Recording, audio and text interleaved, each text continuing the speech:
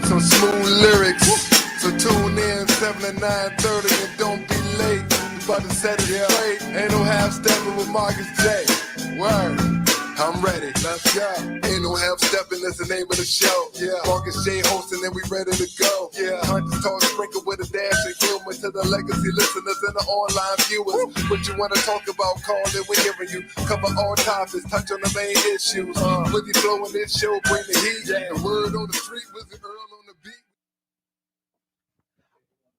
All right, y'all. Ain't no half stepping. Marcus J is live. We had a little technical thing, but we got it straight. We are live. We're in the building, ready to have a dope show, and we're gonna head and get right to the intro. The flagship show, Legacy Internet Radio. Ain't no half stepping. Marcus J is live right now.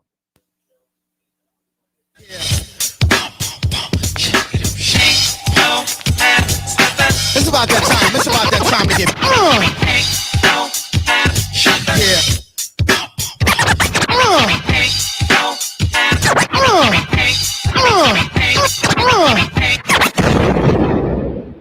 Button your lip, open your ears, strap on your thinking cap. Socially conscious talk that's entertaining with a dash of humor and the top sports stories of the week. It's time for Ain't No Half Steppin' with Marcus J. Sellers has Jordan. Jordan with 2 seconds to go. Puts it up and scores at the buzzer. Michael Jordan has won it for Chicago. Manning lobs it. Burris alone. Touchdown, New York. Down goes Frazier. Down goes Frazier. Down goes Frazier. He hits one deep to right center. That ball is out of here. The Yankees win the pennant.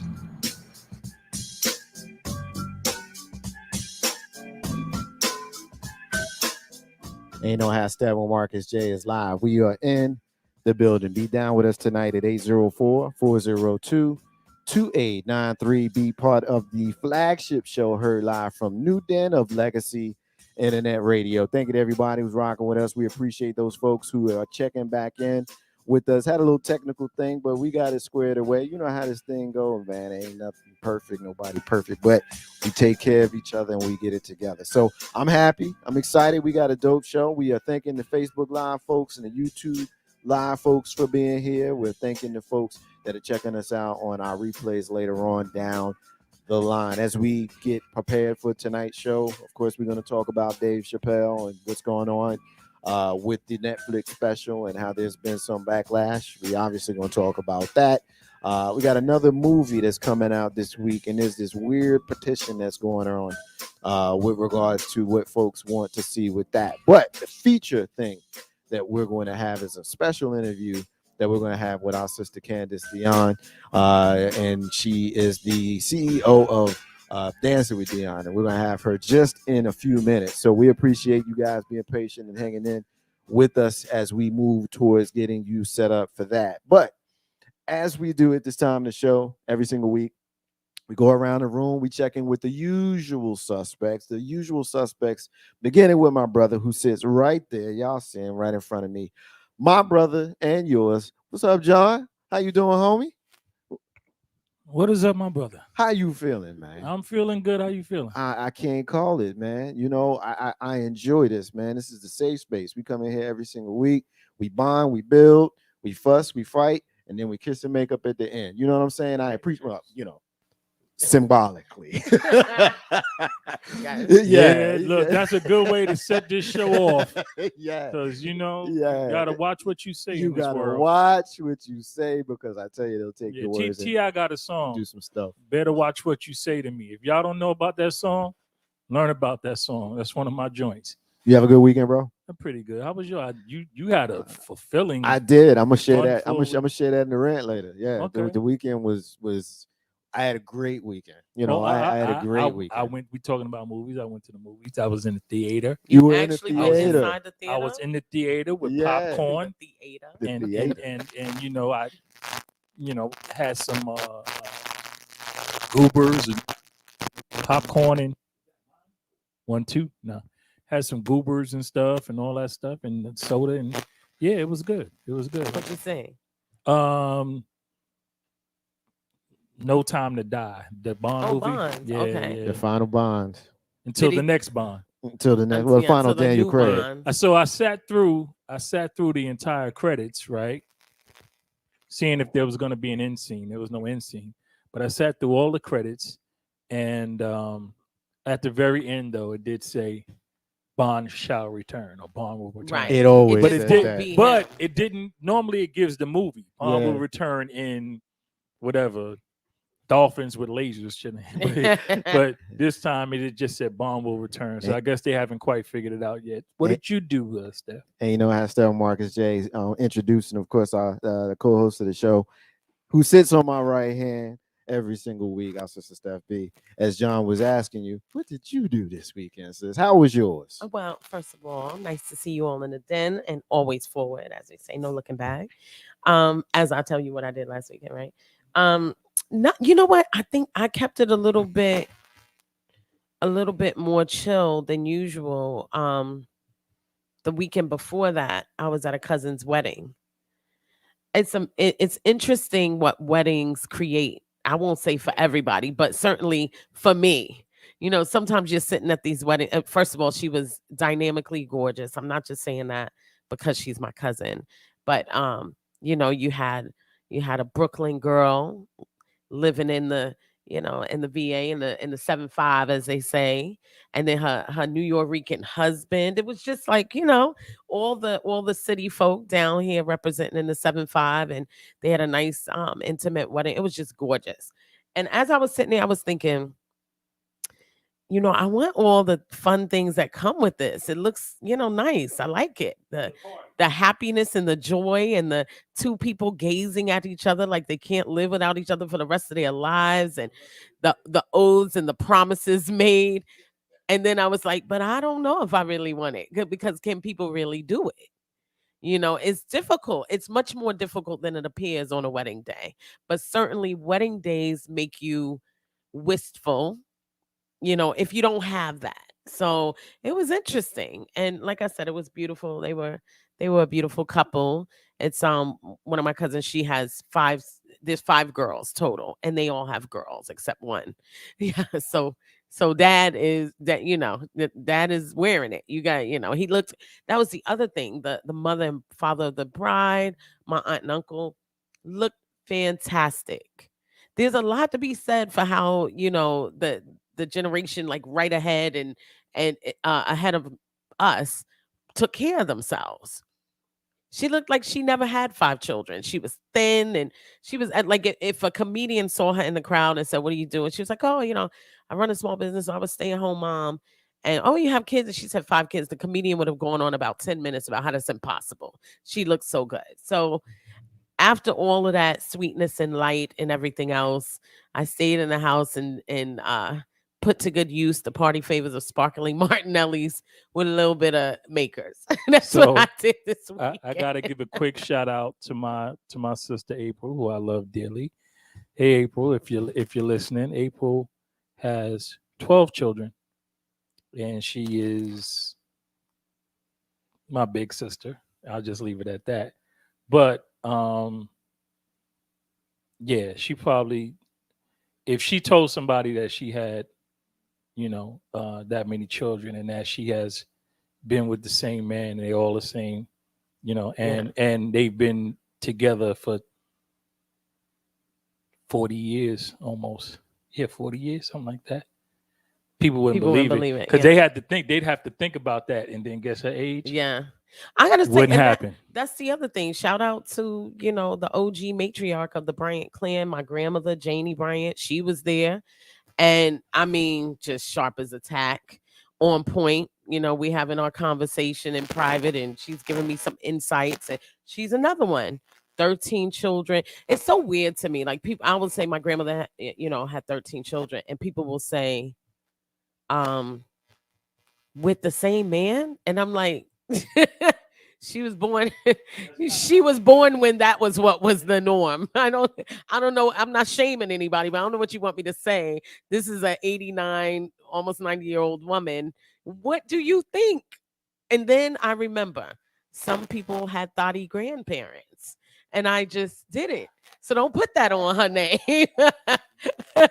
I'm like, okay, somebody's grandma was singing in the juke joint. It just wasn't mine, and no shame. Yeah. But when somebody asked me that, 13 children with one man, I don't know if I should be offended on the name of her virtue or not.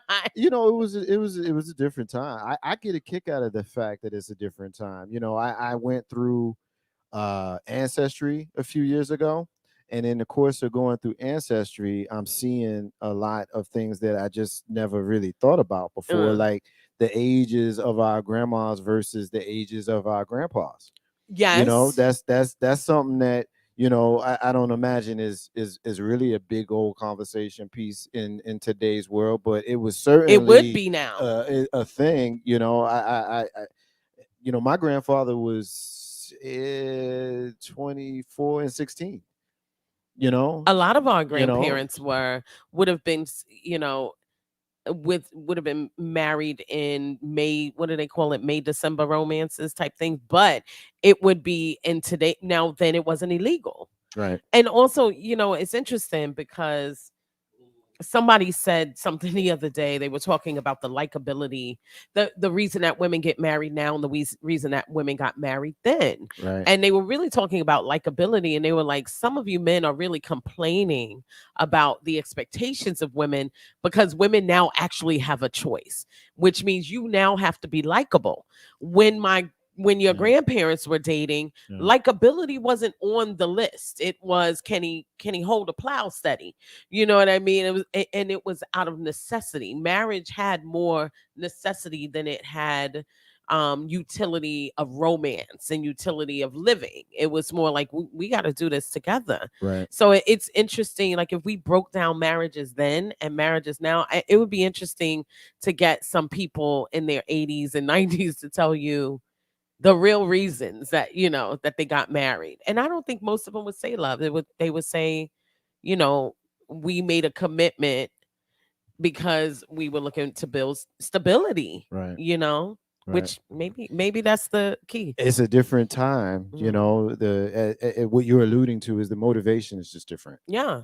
Why you're here. Yeah, because now I can get a house without you. Now I can own a credit card. You have to remember that late into the 60s, women couldn't buy a home, have a credit card, open a bank account, work, lots of things. So by design, the patriarchy created a space where women couldn't say no. My grandmother got her driver's license when she was 50.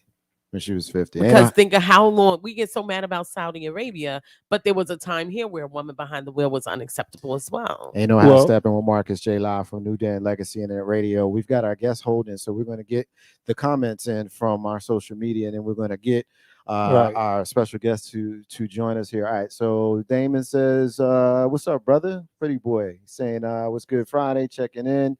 And he's saying, "Peace to you, Steph." Sue is checking in, so we got to make sure that we say good morning to her. Good morning, Sue. Yeah, and she's alluding to the conversation where she mentions that her dad was 51 and her mom was 27 when she was born. So it's a different time. Legal.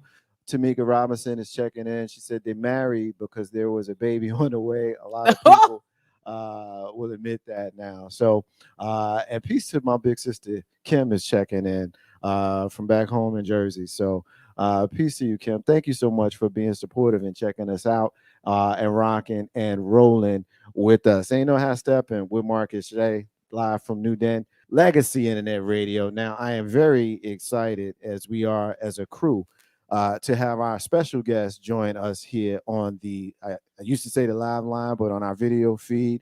Phone lines are open 804-402-2893 if you would like to talk with us or chat with our very, very special guest. She is the CEO of Dancing with Dion, our sister Candace.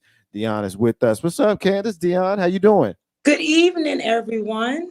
How you doing today? I'm good. How are you all?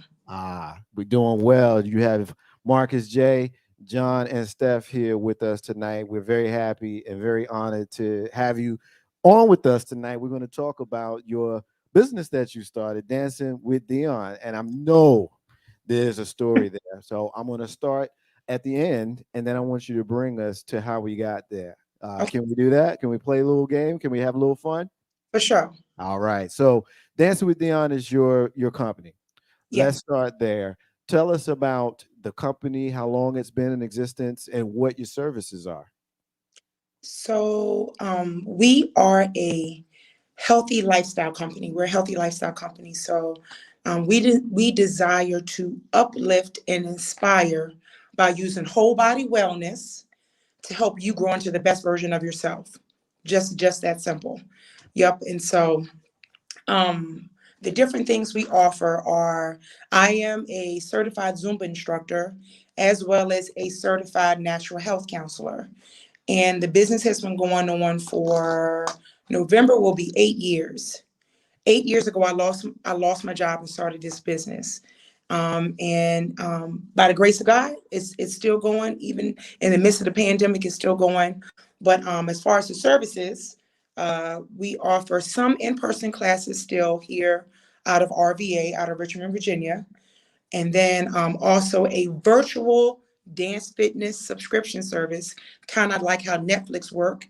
You can pay $11.99 a month and you get unlimited access to 10 of my cardio dance classes. They're fun, they're easy, family friendly. It literally is like a sweaty good time. Yeah. Yeah. Then I have a line of fitness shirts. So I used to be 365 pounds, and I've lost 150 pounds with no surgery so far, still on the journey. Yeah. And so while I was on the journey, way before I ever even thought about having my own fitness, my own whole body wellness business, I started making shirts just to help motivate and inspire me on my journey, Right. motivated. And so I added them to, as far as the products we have when I started the business. And then on the natural health side, I have formulated a line of essential oil blends that All five right. collection. Each of them have a different purpose, a ton of testimonials for all of them. And then last but not least, people can book health consultations with me. And so those are the four services that we offer so far. Right, right. And #Steppin Marcus J live from New Den Legacy Net Radio. We're talking to our sister Candace Dion of Dancing with Dion. That's your website, www.dancingwithdion.com. So if you're watching and listening right now, definitely make sure you take the time at some point, pull it up, take a look at it, peruse it, and see if there's some services that our sister Candace Dion could certainly assist you with and work with you. I want to go back to the beginning now, as you were talking to us a little bit about the business and the services that you provide. You mentioned that you were over 300 pounds for a while. You lost a lot of weight. You didn't have any surgery or anything like that. So let's talk about the journey. How long ago are we talking about? And what was it that told you, you know what, light bulb, it's time for me to do something different? Okay, so I started probably almost 20 years ago. So I just turned 40 in August. I always tell people this. So it probably was, I got to 365 pounds at probably around 25 years old. I probably would not be here at 40 years old if I didn't start that journey. Because if I was almost 400 pounds at 25, I probably would not be standing, sitting right here with you all at Right. 40 years old. So yes, 365 at around 23, 24 years old. At the time, I was a full-time professional nanny, taking care of the kids, enjoying that. I had been there for a couple of years. The crazy thing is I had been there for a couple of years working and taking care of them. Actually, people call me Jamaican because I was doing that during the day. At night, I was taking care of the elderly.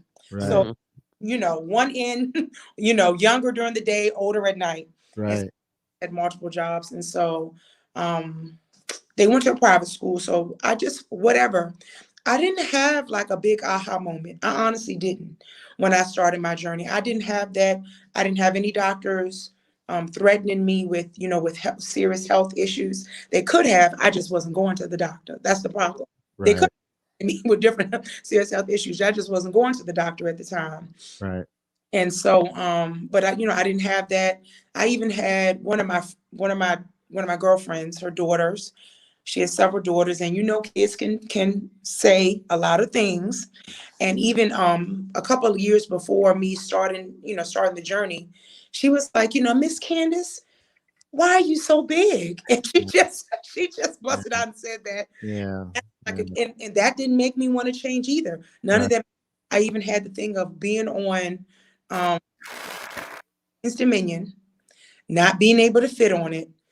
I had to hold up the whole ride, and I had to get off. That didn't even make me change either.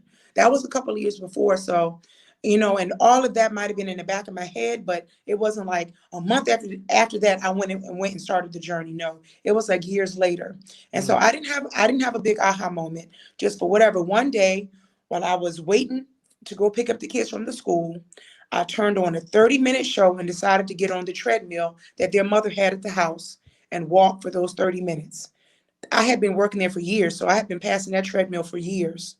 I didn't, so for whatever reason that day, I decided that I was going to get on the treadmill and walk 30 minutes. And I realized I could do it. And I just went on from there. I worked out at her house. She had an elliptical as well. I worked out at her house for a couple of weeks. Then I said, okay, let me put a little money where my mouth is. And I joined a women's gym. I wasn't quite comfortable enough with being around men while working out at the time. So I joined a women's gym. It was only one in Richmond. It was in Merchants Walk, just one in Richmond in Merchants Walk. And I had to put up like $500 or $600 up front. So it wasn't like I could just pay the $20 a month. I had to put up a little chunk of change up front. So that encouraged me to keep going. And by the time she unfortunately closed down in about 8 months. But in those first 8 months, I lost about 60 to 80 pounds. Wow. In 6 months. Right. Yeah. My body was probably like, what are you doing? You've never moved like this before. You've never worked out like this before. And I enjoyed it. I realized I enjoyed it, kept going, kept doing it. I fell in love with it there. She closed, unfortunately, and God allowed me to be, out of all her members she ever had those years, no one had lost as much weight as I had there. God had allowed me to be that person for her. Yeah, so that's peace. Name Mary helped change my life. Yeah. So she helped change my life right there. Yeah. And I said the kids I was taking care of lived around the corner from the Tuckahoe YMCA on Patterson Avenue. Yep. I said, okay, cool. I used to work there when I was in college. Okay. Yeah. Teach there. That's one of the places I still teach. And so I decided, okay, I'm comfortable enough with myself to go and join there. Join Tuckahoe YMCA. But so at the women's gym, they didn't have any classes. So all I knew was the equipment. So I started just, still working with the equipment, getting acclimated to that. And after about a month or two, I was like, why are all these women going upstairs around certain times to the studio? I didn't know what they were doing. And I started looking at the different calendars, and I was like, what is this class called Zumba? I don't know what this is. I said, okay, it's a dance fitness class. I looked at it, I said, oh, let me see what I can do. Went there, didn't have a clue what a salsa, a merengue, a cumbia, a reggaeton. I didn't know what any of that stuff was. But studied the teacher, fell in love with it, studied the teacher, and got good at it. Right. Got good at it, started to make friends with the ladies in the class. And they were like, Candy, you should get certified. You should get certified, get certified. I said, okay, cool. Got certified. Of course, my first place, I'm gonna go back to why. Can I come here? Y'all know my story. By then, they knew my story. By then, I already had lost another 40 or 50 pounds. I was like, y'all know my story already. And the lady said, no. She said, no. She said, nope, you can't teach. You can't teach here. Everyone that teaches here has to be able to teach more than one type of class. I was only Zumba certified. Right. I wasn't group exercise certified. Right. So I said, okay. All right. So, that was a little disappointed. Yeah. Was a little bruised, but I'm sure that felt like a setback. Right. It motivated you to move to your next step, though. Right. Exactly. I went and found what I ended up doing was somebody had met. I used to go around taking specialty Zumba classes. Somebody I had met that had heard that I had gotten certified, reached out to a friend of mine, was like, that girl I met, she got certified, didn't she? She said, can you give me her number? So that lady, her name is Hortensia, my little Latina sister. She reached out to me. She was like, you remember you met me at the Zumba event? I'm certified too. Let's start a class together. And so my foot into Zumba was, I was the black girl teaching our Latina ladies Latin dances. That's literally how my foot was into Zumba. That was how you were known. Right. Trying Yeah. to learn like poquito español, like trying to Yeah. learn a little bit of Spanish so I can connect with them. We Yeah. were in Yeah. a Spanish, in the back of a Spanish grocery store, teaching a class. And Wait, did you say in the back of a Spanish grocery store? In the back of a Spanish grocery store. Look, I So- mean, if that's not a desire to do, I don't know what is. Yeah, you Oh. getting some love from us here in social media. My big sister Sue and I worked together at Tuckahoe YMCA Okay. back in the mid '90s, and she says one step back, two steps forward. So you're getting some definite love there from our sister. Right. Well, welcome to the show. Thank you. I love your story. Thank you.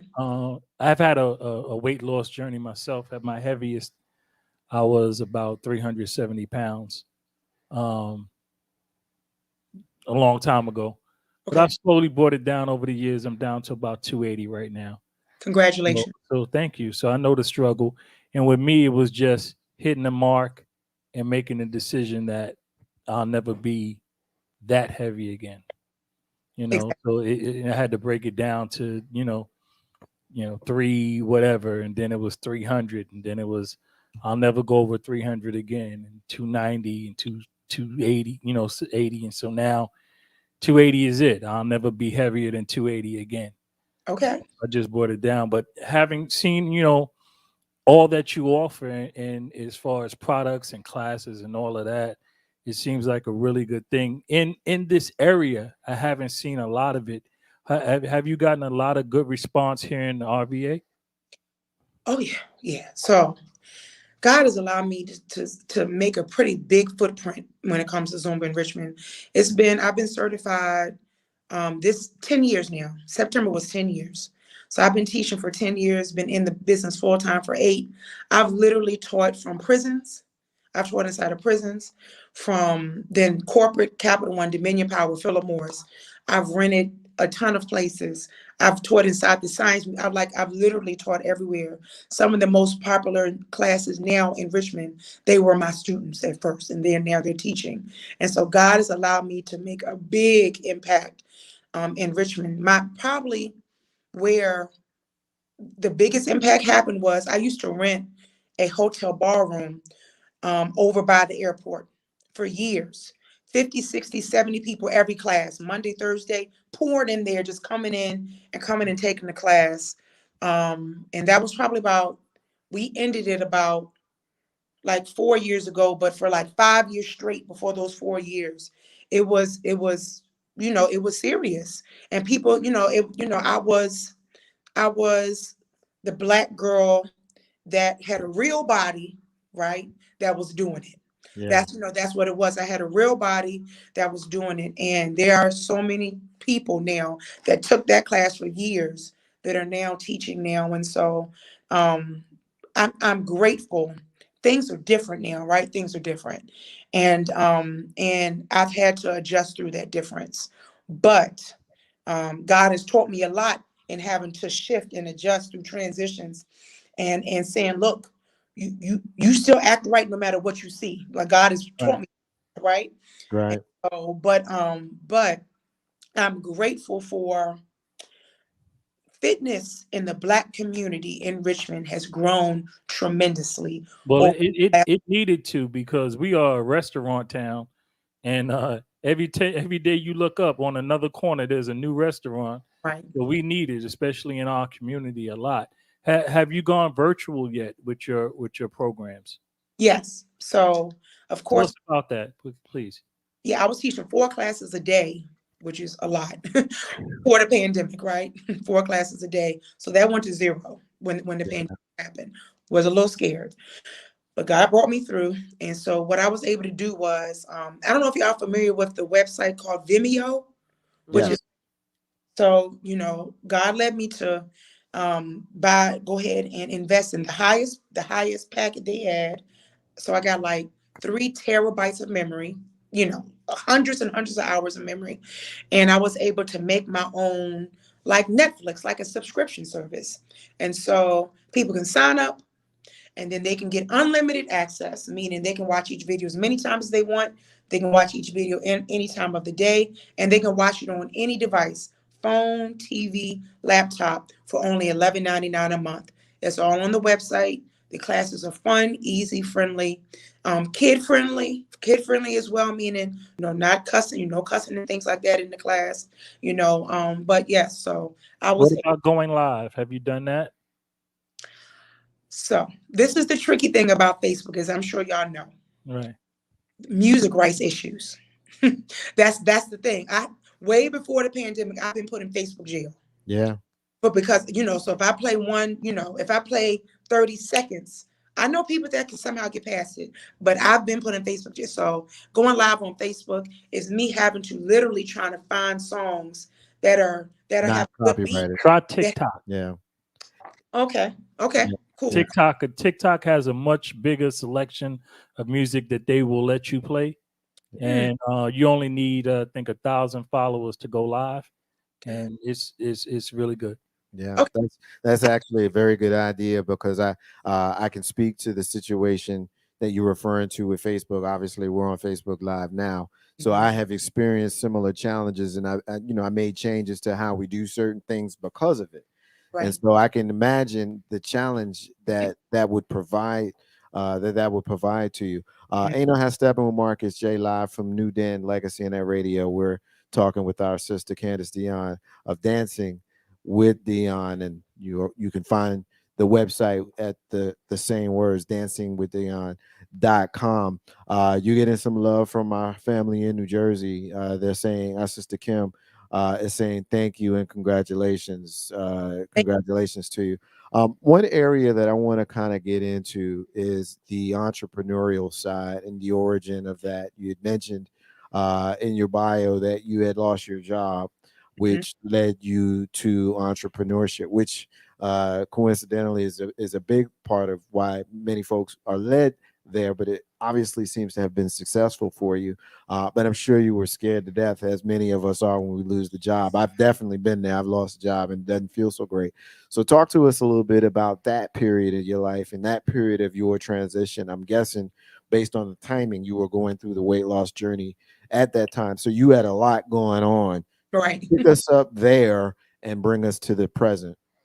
Okay, so it was 8 years ago. So November will be 8 years. At the time, I had stopped being a nanny, now working just full time doing in-home elderly care.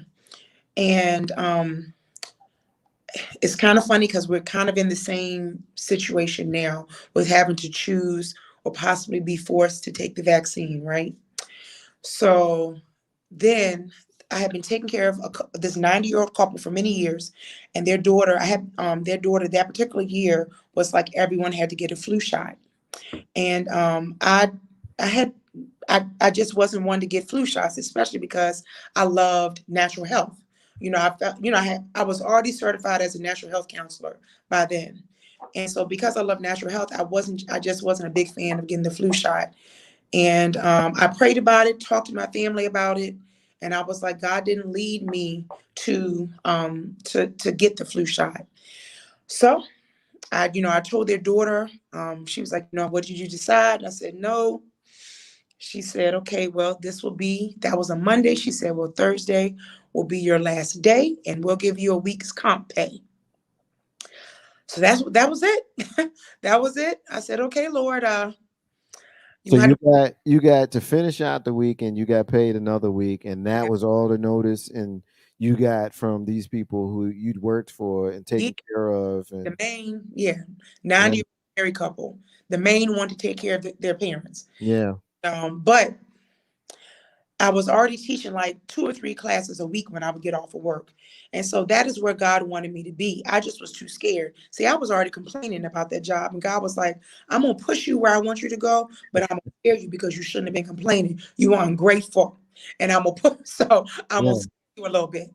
It always seems to work out that way when you find yourself in something and the universe pushes you a little bit further towards it when it's for you. Right, exactly. But and I want this, and I pray what I'm about to say now is an encouragement to everyone. So I didn't, I didn't know what I was going to do. So I said, okay. That was a Thursday, real late Thursday night. I was already teaching at the Y. Oh, so even though the lady told me no, right? Even though the lady told me no, a couple of months, I got to go back and finish telling how I got to teach at the Y. The lady had told me no. Within a couple of months, the three most popular instructors had left. One of them tore her ACL, one of them got pregnant, and one of them left and went to Mexico. So the lady had told me no, had to come back and ask me to teach. So that's how that happened, right? And so that God allowed me with that, God gave me that blessing. So I had been teaching there for probably about 2 years when I lost the job. And Thursday night, they had asked at another Y that I had never taught at before. They needed a Zumba instructor for that early Friday morning. I said, well, I'm not working. I just lost my job. I might as well go and sub at this YMCA. I had never taught it at that particular Y. So I was like, no one's going to know me. It's all good. Let me go and teach. I don't have nothing else to do. So I'm standing there in front of the door, waiting for the class before my class is about to start. And then I start seeing all these people that I know coming up behind me. And I was like, how did y'all know I was teaching here? I never taught here before. And one of them said, Candace, we saw your name was on the sub list. I texted and called everyone, and we all came over here to take your class. And said, I got you. God said, came through for you like that. Right. God said, if you needed a sign to encourage you, I got you. And from that point on, I went from teaching just a couple classes a week, and I never interviewed for one more class. People asked me to come from teaching for like 2 or 3 classes a week to 4 classes a day, and never interviewed for another position ever again. And never have ever since this day. And so, and it just went from there. I started, like I said, I rented. So the main thing I was doing was I was renting a place in Chesterfield. I was renting a place in the East End, renting a place in the West End. I was teaching at several different YMCAs. Then I was teaching at Capital One, Philip Morris, and Dominion Power. And so all of those made up, 4 classes a day for, every week. And then people would come and ask me to teach at like church events. That's how I ended up teaching at the prisons. People would come and ask me to do Zumba parties for them, just all types of stuff. And then I started doing really big events, like at the hotel I was renting. I had everything right there at my fingertips. I had everything. So I would do events where I would bring in other instructors, or I would be like, I would teach the Zumba. I would bring in somebody to do boot camp. I brought in someone who was a hula hoop exercise person. So I did all types of events there. And just, I just was, I was doing it. I was doing it, led by God, and doing everything. And so that's how, I've been running it. I developed, and then as I started really falling in love with natural health, because we know exercise and what you do or don't put inside of your body and the supplements you take are equally as important. Right. And that is more important than Absolutely. And so as I started falling in love with that, with the oil blends, like me teaching 4 classes a day, I would be in a little bit of pain sometimes, sore. You wear yourself out. Right.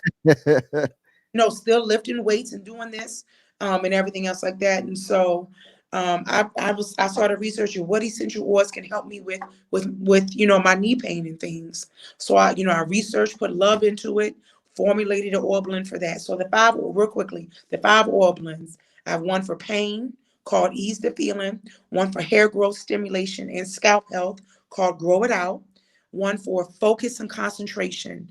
I have like several families that have been using that blend for years for their kids with ADHD and autism. Years.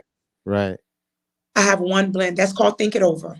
The 4th blend helps you relax, calm, and settle yourself. That's Usa. Then the last blend, which is so important right now, it cleanses the lungs and the respiratory system. I have nurses. One nurse hit me up the other day. I have nurses that have been using it now since last year that have told me we legit feel like this is helping keep us protected. I have people that work at Philip Morris, police officers that are saying like, and me, the YMCA has been open back up since last June. I've Right. been in person without a mask on since last June. And so I'm around people, without a mask on. And so that's been what I've been using to help keep myself protected. I just came from doing a kickboxing class just before this. Yeah. You know what I'm saying? So Let me ask you this: the products that you just referred to, can they get them? Can we get them on your website? yes. All right. Tell us about the website. Tell us about what we can do on the website. I perused it, but I'd like for you to tell the viewers and the listeners about the website and what they can actually do when they go and access it. So Dancing with Dion. Dion is spelled Dion, dancingwithdion.com. And that's on Facebook and Instagram too, exactly like that. So you can sign up for the dance fitness subscription service. Very simple. All of it's on the front page, and then it'll take you to the sub pages. So right on the front page, you can sign up for the dance cardio dance subscription service. You can go to the products page and buy the A&B oil blends. That's what the collection is called, A&B oil blends.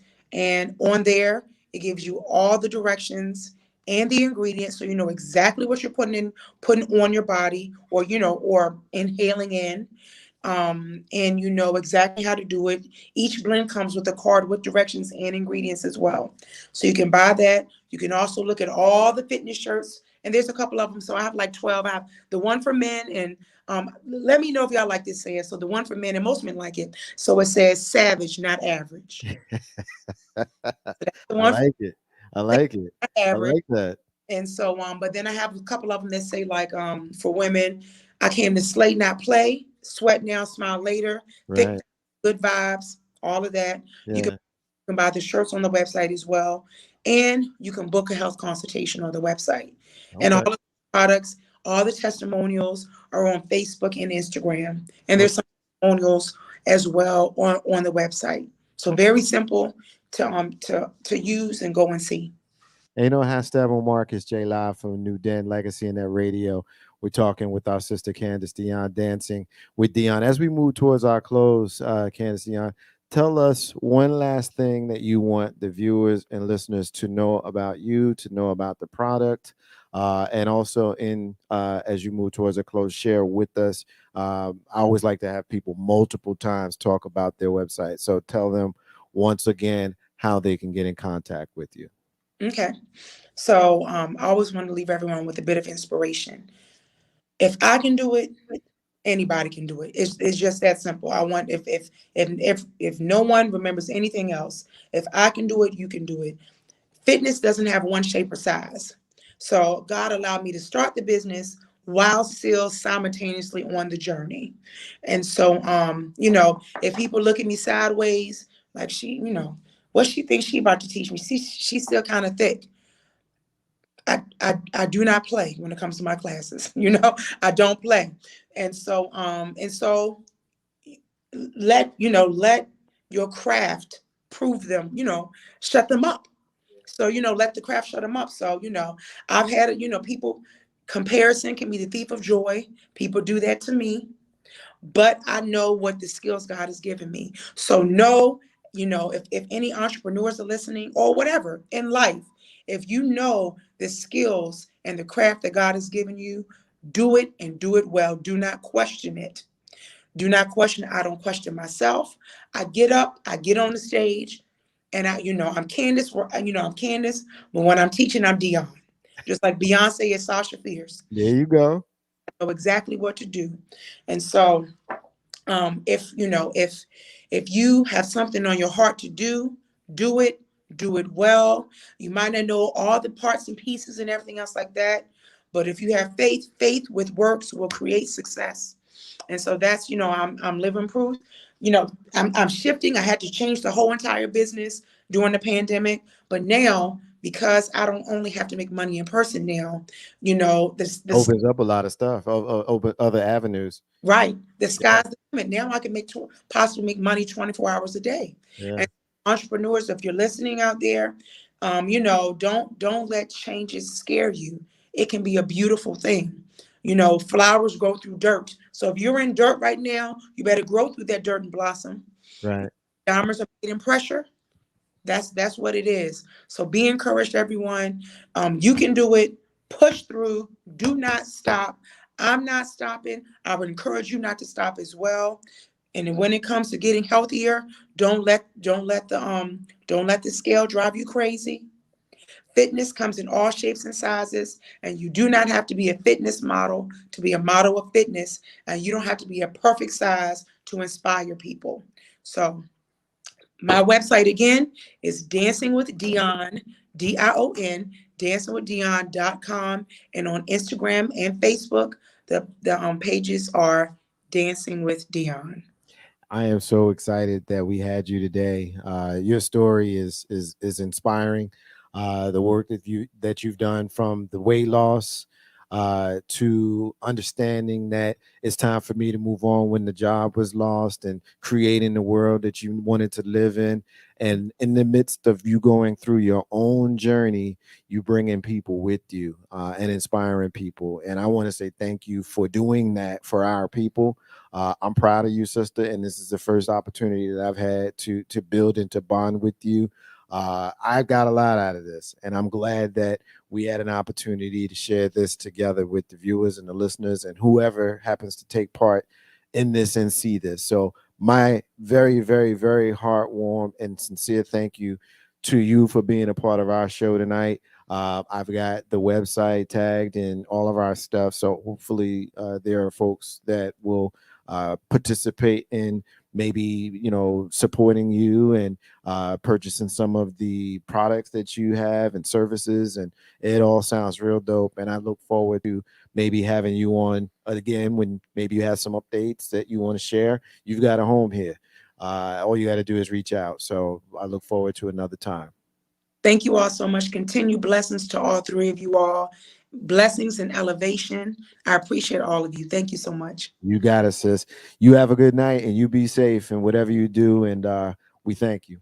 Thank you. Take You care. got it. Peace Good to night. you. Ain't no how stepping with Marcus J live from New Den Legacy Internet Radio. As we move towards the next phase of the conversation, I got a salutation that I got to give out to my brother, my big brother, my big little brother is checking us out. My man, I see. My man Ivan, what's up, Pass? Good to see you, brother. Hopefully one day I can put my arms around you, give you a hug. I can't even tell you the last time I see you. Yeah, I'm gonna give you a little bit of that grief because that's just what we do. Ain't no hashtag Marcus J live from New Den Legacy Internet Radio. It's time for John. It's time for Steph and I to recalibrate and bring ourselves back to our discussion. We're going to shift gears as we're speaking with just an outstanding guest and our sister Candace Dion. But we're going to move on. And Steph, we talked a little bit ago about, and I teased this in social media, but you'll share with us a little bit more specifically. But the murder rate in our country is beginning to rise again. But more specifically, it's beginning to rise even more amongst a specific demographic. Here's what we'd like for you to pick up and take us into the next phase. Yeah. So statistics for 2021, the numbers have been compiled for 2021. And at least the headline is that at least 4 Black women and girls were murdered per day in the US last year. And that as of September 29th, we are on track to beat those numbers. And so there's, interestingly, now this massive conversation around it. They had these numbers already, but they decided to, because now now the media is kind of focused on. Of course. You talked about Gabby Petito. Why aren't you speaking about other women, minority and marginalized women? And in this case, this report came out, and there was some really interesting things. And of course, when I saw it, there's someone that I followed and have followed for quite a while on Facebook. They run a newsworthy website called Black Femicide, and it focuses on the murders, daily murders of Black women, and keeps it in the news and forces the conversation and highlights who is doing the killing and pushes the community to rally and things like that. And they actually quoted the woman who runs this website. But as she's going through the numbers and as other people are going through the numbers, it is sad because it does reflect on some of the things I've said before and some of the conversation I've had before, which is within our community, there's not a lot of conversation or accountability for who is perpetuating the crimes against Black women and girls, because often Black women and girls are protecting their abusers. The community is not comfortable having the conversation because it forces us to hold accountable our own boys, And fathers, grandpas. sons, grandpas, uncles, whoever. And this number, there were lots of reasons they think that this number is growing, and some of it was that, you know, a significant amount of the essential worker community were Black women. So there's increased tensions in the home because now the kids are home, but she still has to work. She is most likely, statistically, financially head of household. There is someone there. The tensions between that partner increases. So there is, you know, they're looking into partner abuse, which statistically has always been higher among Black women than white women, Hispanic women, as well as Native women. But seeing these numbers and seeing it on paper and knowing that a lot of these cases are only solved because the abuser or victimizer is right there in the household. Right. And that it often leaves behind children who are now going to enter cycles of poverty because now they don't have their mother, who was the primary provider. I mean, we have to think about how these things begin to trickle down. The way the Republicans, you know, tried to convince us that there was going to be trickle down economics, that the poor were going to allow the economics and wealth that they were experiencing to trickle down to the many masses of the poor, right? That the rich were Right. going to allow that to happen. In that How very crazy same, is it to even think about it's that today, ridiculous. to this day? ridiculous that people actually bought into it. But what that makes me think about is so many other things that trickle down from you know, when they say the fish rots at the head, so many of the things that are trickling down in our community are like rotted water, stale, dank water, and they're seeping into the layers and the crevices and the soil of our community. You know, when a Black woman or a Black girl, but we'll start with a mom, when a Black woman, a mother, is killed in the community, typically, statistically, when they break it down, it's a lot of single mothers or unwed mothers, right? They may have a partner, but then they are not married. So by classification, single. Those children now immediately become subjected to all of the ills of impoverished urban communities, Black society, because now you likely have somebody who is very close to them, potentially a father, who has been the person that created that abuse, remove their mother. Now you potentially are removing the father. If it's not the father that did it, you still remove the mother, who was the primary caregiver and the primary financial provider. And so now that mother's gone, these children now have to rely on communal resources, hopefully grandma, you know, or an aunt or an uncle. You know, maybe hopefully somebody on the father's side of the family will step up. When that doesn't occur, now you've exposed these children to the dirty sediment of the foster care system that often abuses Black girls. Black girls are trafficked out of the foster care system often and classified as runaways, right? So you're immediately opening up so many other elements of the wound and creating a deeper infection in the body of the Black community. So we can look at these statistics and be uncomfortable about discussing them because they create an accountability and an onus that we don't want to deal with. Or we can say we need to deal with it because if not, it's going to hit all of us. It's going to hit all of us. And then when you even get deeper than that, when kids come out of those systems where they are unmanaged, right? I always say you can kind of sometimes look at people and unfortunately see the difference between someone who was raised and someone who grew up, right? And someone who was raised, not necessarily mean mom and dad and this, that, and the other, but they had a structure, foundation, and then a They structure were built taught how to be a around it. grown up. Right. They were taught how to mature into life.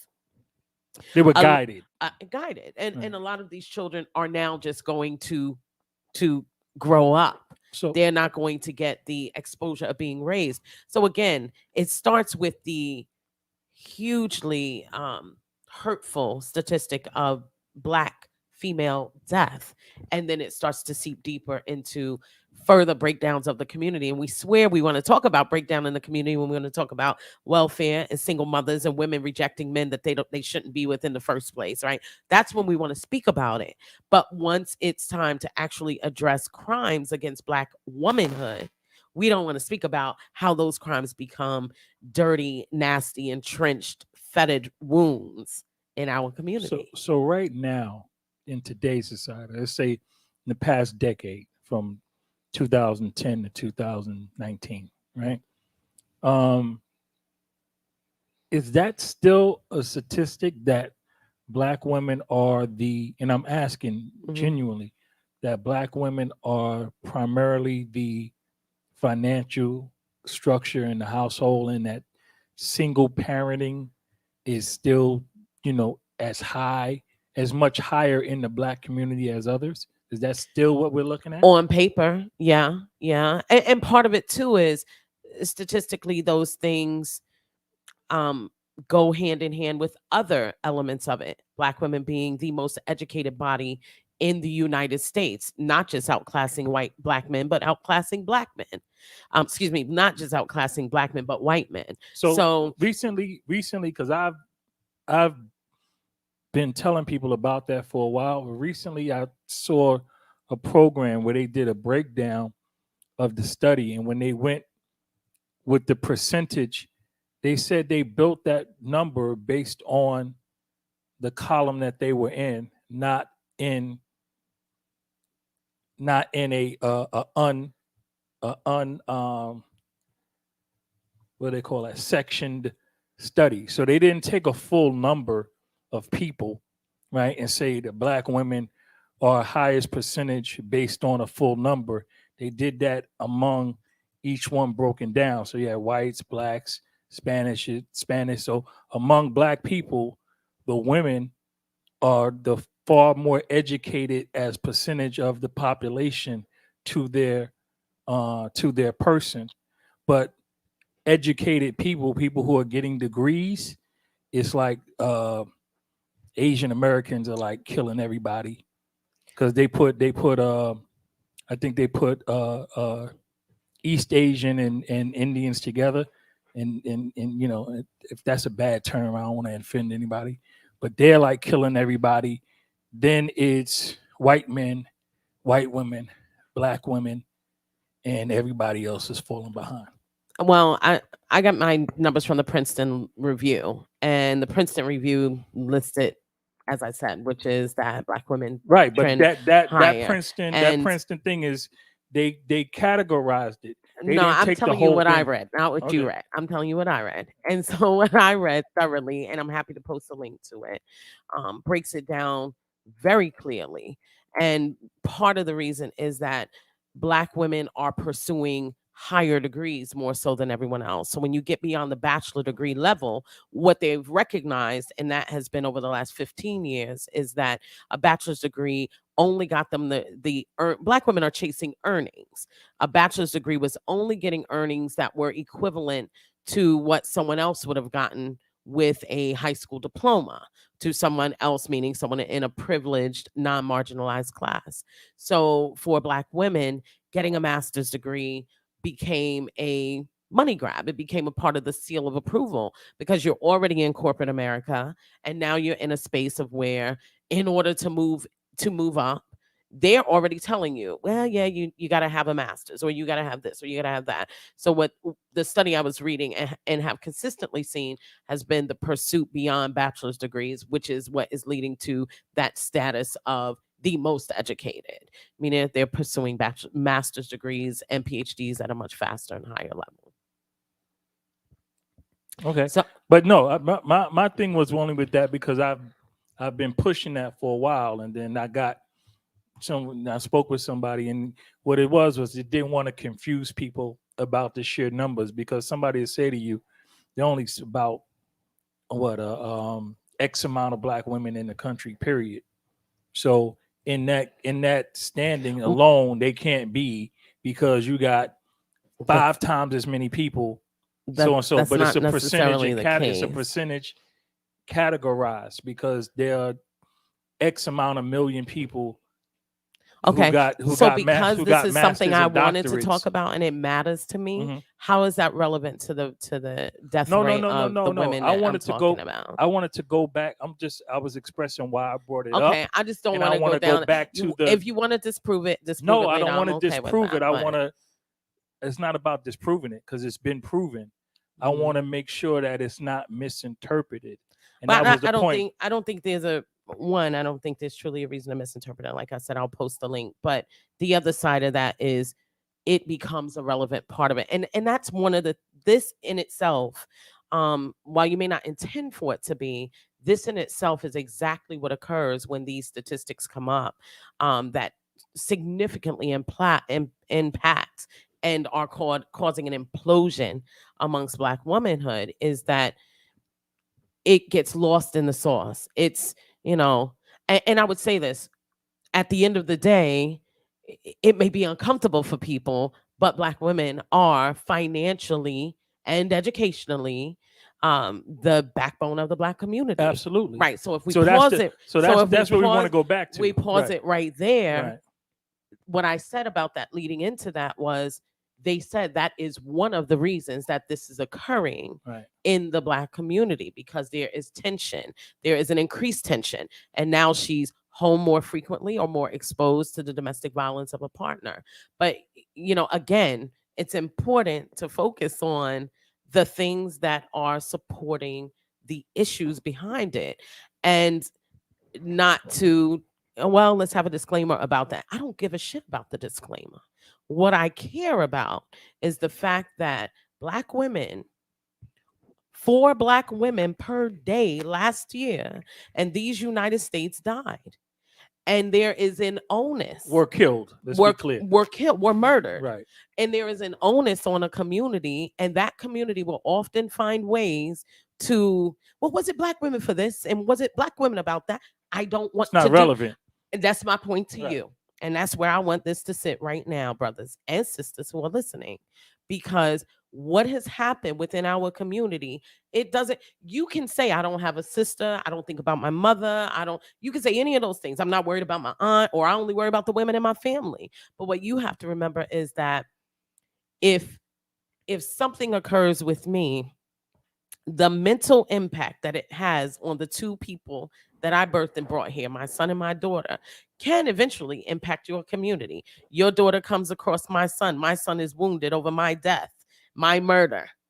He no longer has the guidance and softness of his mother in his life. How does he interact with your daughter? And sometimes I think it's important for us to understand that these issues are not not in these vertical silos. Black America is like a big, huge. It's like taking the largest silo on the field, filling it with every piece of corn, every kernel of corn you have, and saying each one of these kernels represent a different problem that we now have to fight and face. And then someone is standing outside the silo and basically saying, well, some of those kernels ain't that significant. So I'm glad you said that, because I think it is imperative that we understand the connection within the community as it affects everyone. Exactly. Because it is a common thing in the Black community. It's it might be in our top 10s. I mind my business. We right? love to mind our business. But yeah. But That's do we because But we they though? also don't. love But do to we blame really? people But too see, at the that's same because- But do time. we though? But here we go. But We don't mind our business. no, but Not when it not when it matters. When it matters. Right. Yeah. Okay, so here goes the You're right. thing. We have to get past that thing to have people understand that no matter how you look at it, no matter how you want to separate it, it has been put together for you. And until you destroy racism, you can't escape it because you're brown. So this brown person who you don't know has a high potential, like you said, to have an impact on your life. So you need to be concerned. You But I need don't- to have an understanding of the greater community and these things. The fact that no one says, there is no program, there is no news report. You have to go find it, dig it out somewhere behind several pages of nonsense to know that four black women a day are killed or murdered. I didn't have to go far to find this, but But I mean, the because of what I person would, yeah. follow. But you, But what I Yeah. will say is this: I also don't want this to get wrapped up in the ball of racism, because while we can say yes, everything is racist in this country, I'm going to tell you something. I've never had a fight or an argument with a white woman or white man about whether R. Kelly was right or wrong. Never in my damn life. It's always going to be us. It's always going to be us. So the issues that are specifically creating this 4 per day right now, actively creating it, not creating the environment for it, but actively engaging in, promoting in, and participating in the environment, that element looks light to dark. Black people. I think what we are dealing with is a couple of things. I think racism is a part of it. But I think what a bigger problem here is sexism. We live in a patriarchy. We just do. And it's unfortunate because it creates a situation where we minimize issues of half of the population. We're getting a call, so I'm going to take this call, then we'll come back to my comment. Caller, Yeah. you on the live line of Ain't No Half Steppin' with Marcus J. We are live from New Den of Legacy Internet Radio. What's your name and what's your comment? What's going on, Legacy Internet Radio? It's your boy, comedian Tim Man. What's happening? My man, what's happening, comedian Tin Man? What's happening, Hey, brother? man. What's up, bro?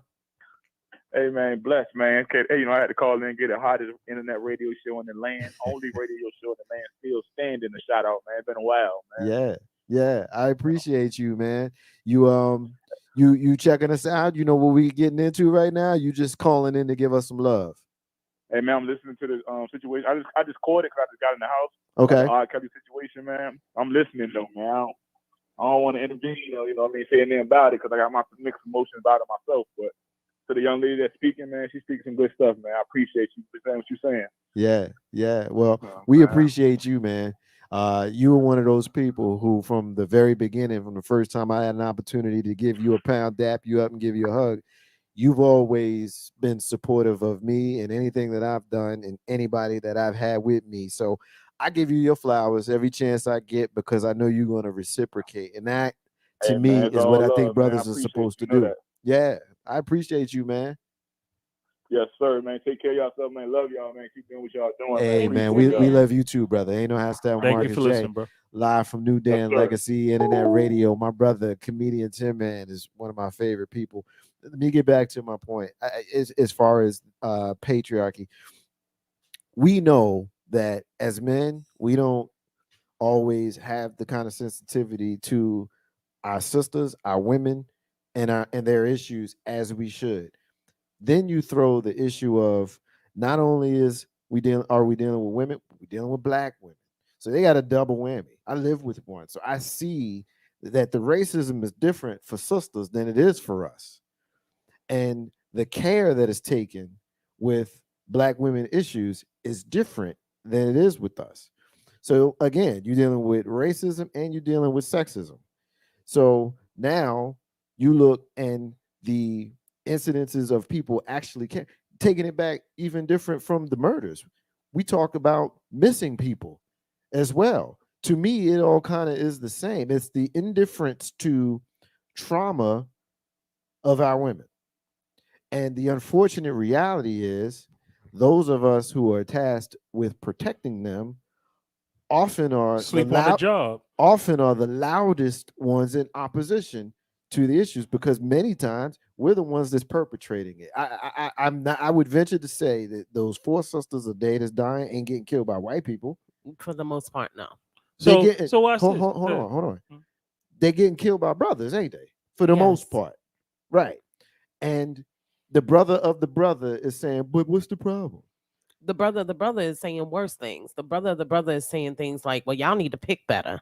Yeah. The brother of the brother and the sister of that brother is saying things like, well, what she do? I You think know, one we don't believe that Black women can be victimized. We often believe that Black women are the perpetrators of their victimization. You created the environment in which that exists. We don't allow, you know, that the part of racism that's relevant to it is, yes, Black women equally cannot trust the police to react to their needs, right? And then also often have the fear of, if I call, when I call, what are they going to do to him? So I may not call at all, which is funny because a lot of people love to talk about how much Black women will call the police on you. Well, and another report coincided with this that came out earlier last year and said one of the issues that police documented with the Black community is Black women are unwilling to call the police. It's a compound double jeopardy situation, and it needs so much more attention and so much more thought, because as simple as it can be, stop. That's as simple as we could do it. Just stop. It is such a complex situation dealing with, because everybody involved is emotionally damaged. Most of the people involved have mental issues.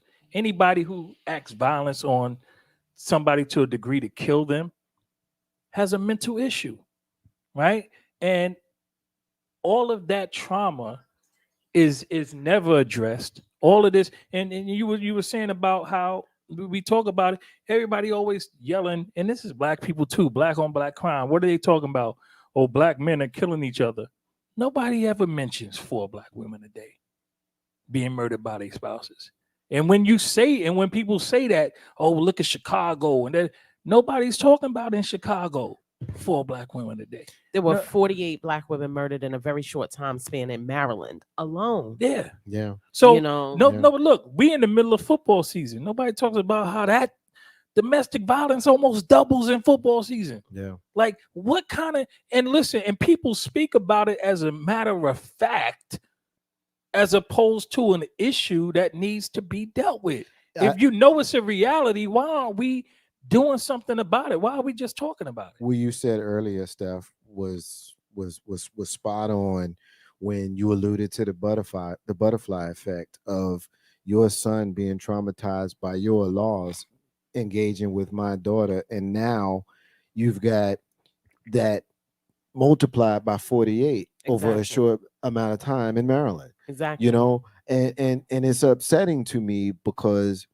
when you talked about the butterfly effect and how that can populate through our people, I trip off of the fact that it just continues to spiral with regards to the negativity that we always celebrate. Mhm. You know, we talk about Black unity and we talk about all of these things, but we tear each other down all the time. And I think that when we talk about butterfly, small little things affecting more things, Sure. it all kind of plays into it. The fact that for a day, and we don't even talk about it. Like, I didn't even think about that until you said it. It doesn't dawn on us in a way that we're conscious of it until it's pointed out to And us. as of September Or until it's in 29th, your life.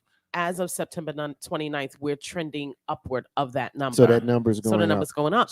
And the other thing I would Football say season. about that is it's, you know, I utilize that example, the butterfly effect. I utilize that example, but it's unfortunate that I only utilize it because it is so hard to get people to just connect to the very basic premise.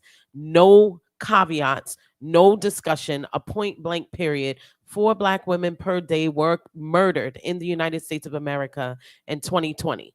Full stop. You should be angry. I shouldn't have to tell you why. I shouldn't have to justify how it could potentially impact you. I shouldn't have to tell you where the statistics are coming from. You should hear that number and immediately be angry. And then you should also realize that you don't get to choose the 4 a day. Not at all. So You don't get to choose whether we come back next week and Steph B is here or not. We don't get to choose that. We don't get and it could not be anybody I specifically know. I only have to be walking down the street to offend someone by not speaking when they catcall me and for it to end up in that space. So we have a range of behaviors that need correction. And we won't do it because we embrace the patriarchy so thickly. And that's where we pound and dap up. That was the point that I was getting at with regards to patriarchy, because I think that a lot of this, I add into this discussion about men and women and how we relate to each other, and it can sometimes come off as a chauvinistic thing. And I promise you, that's not in my spirit. And it may seem like I'm going off topic, but I'm not. Men are here to do what women can't do, and women are here to do what men can't do. Like, we're supposed to work. That's the balance. That's the balance. We're supposed to work with one another. And hopefully I didn't say that too cumbersome. But the point being, as men, we see the imbalance in how our sisters are treated. And often we compound it, especially when we're dealing with a situation like this. We celebrate negativity and bullshit. Way too much. All the time. Way too much. We were talking earlier about, boss babe and not that word, and how we refer to ourselves. And I don't want to make it about that, but I'm just saying that's an example. And the word ain't babe, it was boss bitch, in the interest of transparency. But we celebrate negativity. That's just an example of it. And I think that plays into this. So my question is, right, we got a big problem. One of the problems is not enough people talk about this stuff. This isn't page one issues, and it needs to be, because it's that important. So we deal with the marginalization of women, full stop. But now you got the double jeopardy I spoke about, because now we're talking about black women. So it really don't matter as far as overall society is concerned. But now we compound it because the majority of it is self-inflicted in the community, right? So my thing is, and the same level of dismissal is right within a community. That's because that's a refusal to confront your demons. Let me get this comment in, and I'll let you finish your point. Greg, and this comment came in a little while ago. Greg, appreciate your patience with me just getting this in. Greg, first of all, thank you for rocking. We rolling with you, brother. He says, I remember when black men wouldn't let nothing happen to black women. We should address what changed that attitude. I'll let you guys finish with your thoughts, but our sister Gwendolyn is paying attention. She's into, and she liked that comment. I wanted to shout you out, Gwendolyn. That's real. That might be the money shot statement here. So, because there was a time where we wasn't having that. So there are so many things going on that we need to try to get to some solutions other than stop, right? Because just stopping the behavior is not correcting the behavior. It's stopping it, but there's something else going on here. This is not natural, right? This is an unnatural occurrence, but it's now regular and accepted, right?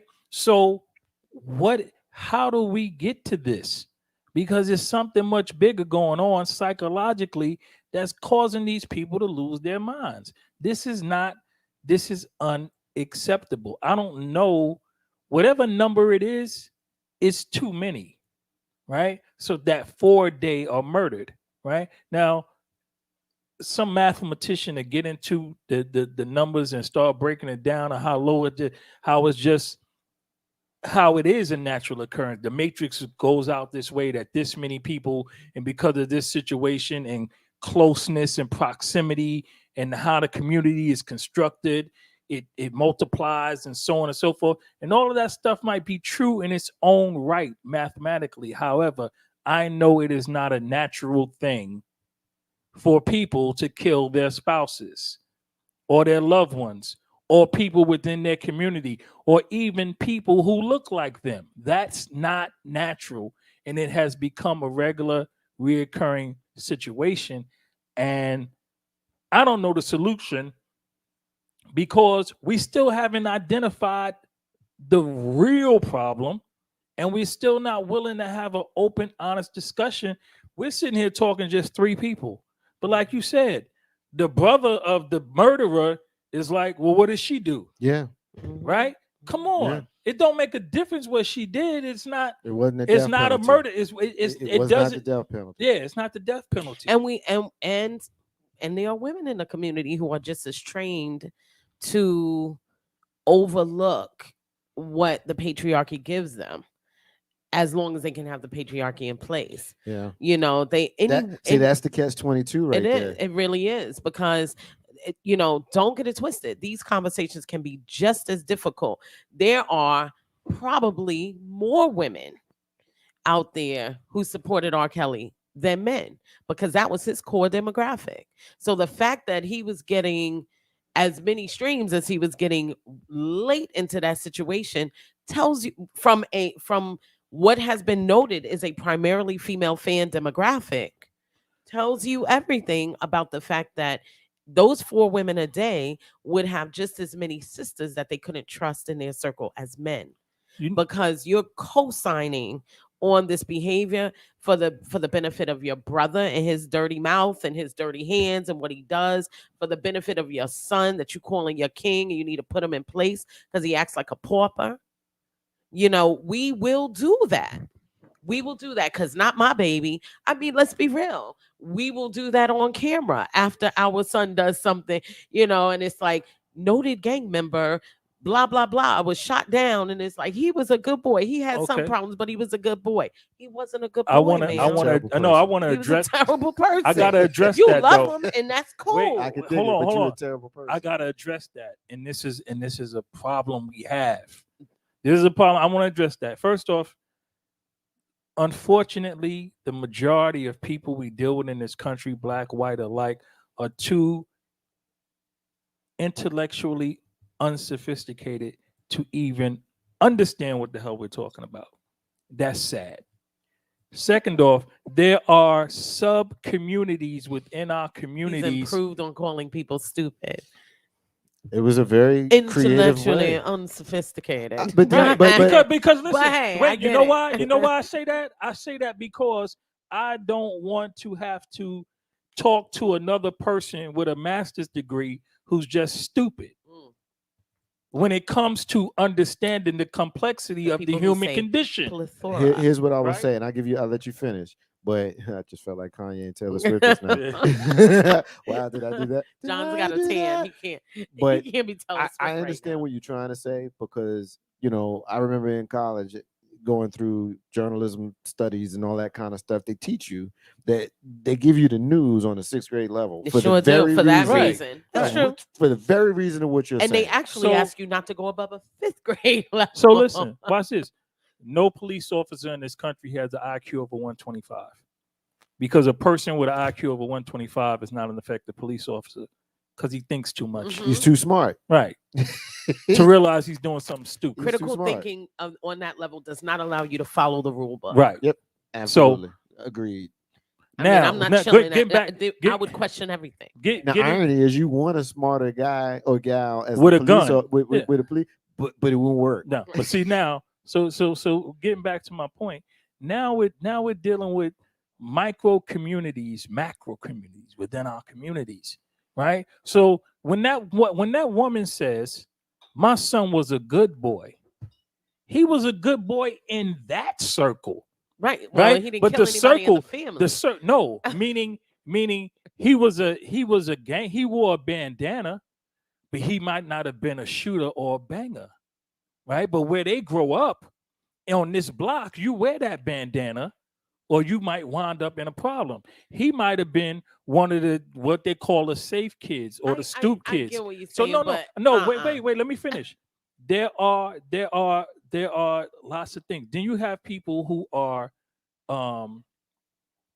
criminals in different ways, in different situations. So when they say, "Oh, my baby didn't do anything," a lot of those times, not all of them, but a lot of those times was some police them put the boots to them or killed them. And the police put on a thing about his gang background, about all of this kind of stuff, but that they don't tell you that ain't really who he is within that circle of the community. He wasn't the banger. He wasn't the shooter. I don't want to He get was the too kid far going off to on the. this, He, though. but I'm saying we have to understand. But when we talk about these things like the women accepting the patriarchy as it benefits them, the women going against the women supporting R. Kelly and his insanity, right? Going against their natural order of things, which should be survival, right? You're putting yourself in jeopardy. You're putting your sisters in jeopardy, and you don't even realize it because within this macro community you have, this behavior has become accepted. And the only thing that I see that is common is uneducation, no education or miseducation or poor representation of proper behavior, right? And this goes I back to can agree with that. desegregation, right? When you had an apartment building in Harlem with 8 apartments, you had an apartment building in Harlem with 8 apartments, right? On floor 3, you had a doctor. On floor, you had a garbage man. On floor 2, you had a guy who was just a handyman. He just worked around the neighborhood. And on the bottom floor, you had an old man who was in the army, and he gets an army pension, but he's a drunk now. But you had a wide spectrum to view of what people were and who they were. And as soon as we got desegregation, black flight, right, wanted to live around white people or whatever they wanted to do, and you left in these more small macro communities only the worst of what was there. And that became the focal point. That became what people became within the community. I can agree with Right? with that So also. we have to kind of go back and start breaking this stuff down to see where this insanity is coming from, because that's all I could judge it as, insanity. You know, we speak about R. Kelly. That man is out of his goddamn mind, and people knew it for 30 years now almost. Yeah. That he was out of his mind. Right? Not to say anything about his talent. That's a whole nother page. But he's crazy. It's irrelevant. You know, that part's irrelevant. Ain't no how Steph Marcus J live from New Den. Legacy Internet Radio, Steph. This is a conversation that I think we need to continue having. I think that as men, often we stumble through our verbiage in our quest to be supportive. Sometimes it doesn't always come off quite that way. I am a person who tries to be transparent about that. The struggle is often there, but the reality is, we know and we acknowledge that this is a problem. It's a big problem. It's a community problem. It's a cultural problem. It's an issue that we know is there, and we as people have to do better about protecting one another. And that's the reality. Brothers, we need to do better, and sisters need to do better as well. But this isn't a conversation where we're talking about sisters doing better. This is a conversation when we're talking about our sisters being harmed far more than the average or the norm or the median, I should say. And this is something that needs to be dealt with, and this is something that we need to talk about often. Make it quick, John. We need to move on. Quick. The bottom line to this, folks, is Black women are far too many of a number that there's far too many of, right? Based on who they are and what they represent in this country, it should not be anywhere near 4 a day. Because if it's 7 a day and 4 of them are Black women, you have to understand how large that is a number. It's unacceptable. It's ridiculous. Ain't no how Steph Marcus J live from New Den, Legacy Internet Radio. All right, so we're gonna shift some gears and talk about a couple of things before we take this home. All right, so Steph, I'm gonna ask you a yes or no question. John, I'm gonna ask you the same yes or no question before we move on. You guys ready for the question? You ready for the question? You ready for the question? I'm feeling like I'm about to have a ready. Steve Scalise moment, but go ahead. Hold on. For this one, give me a mic holder for this one. Okay.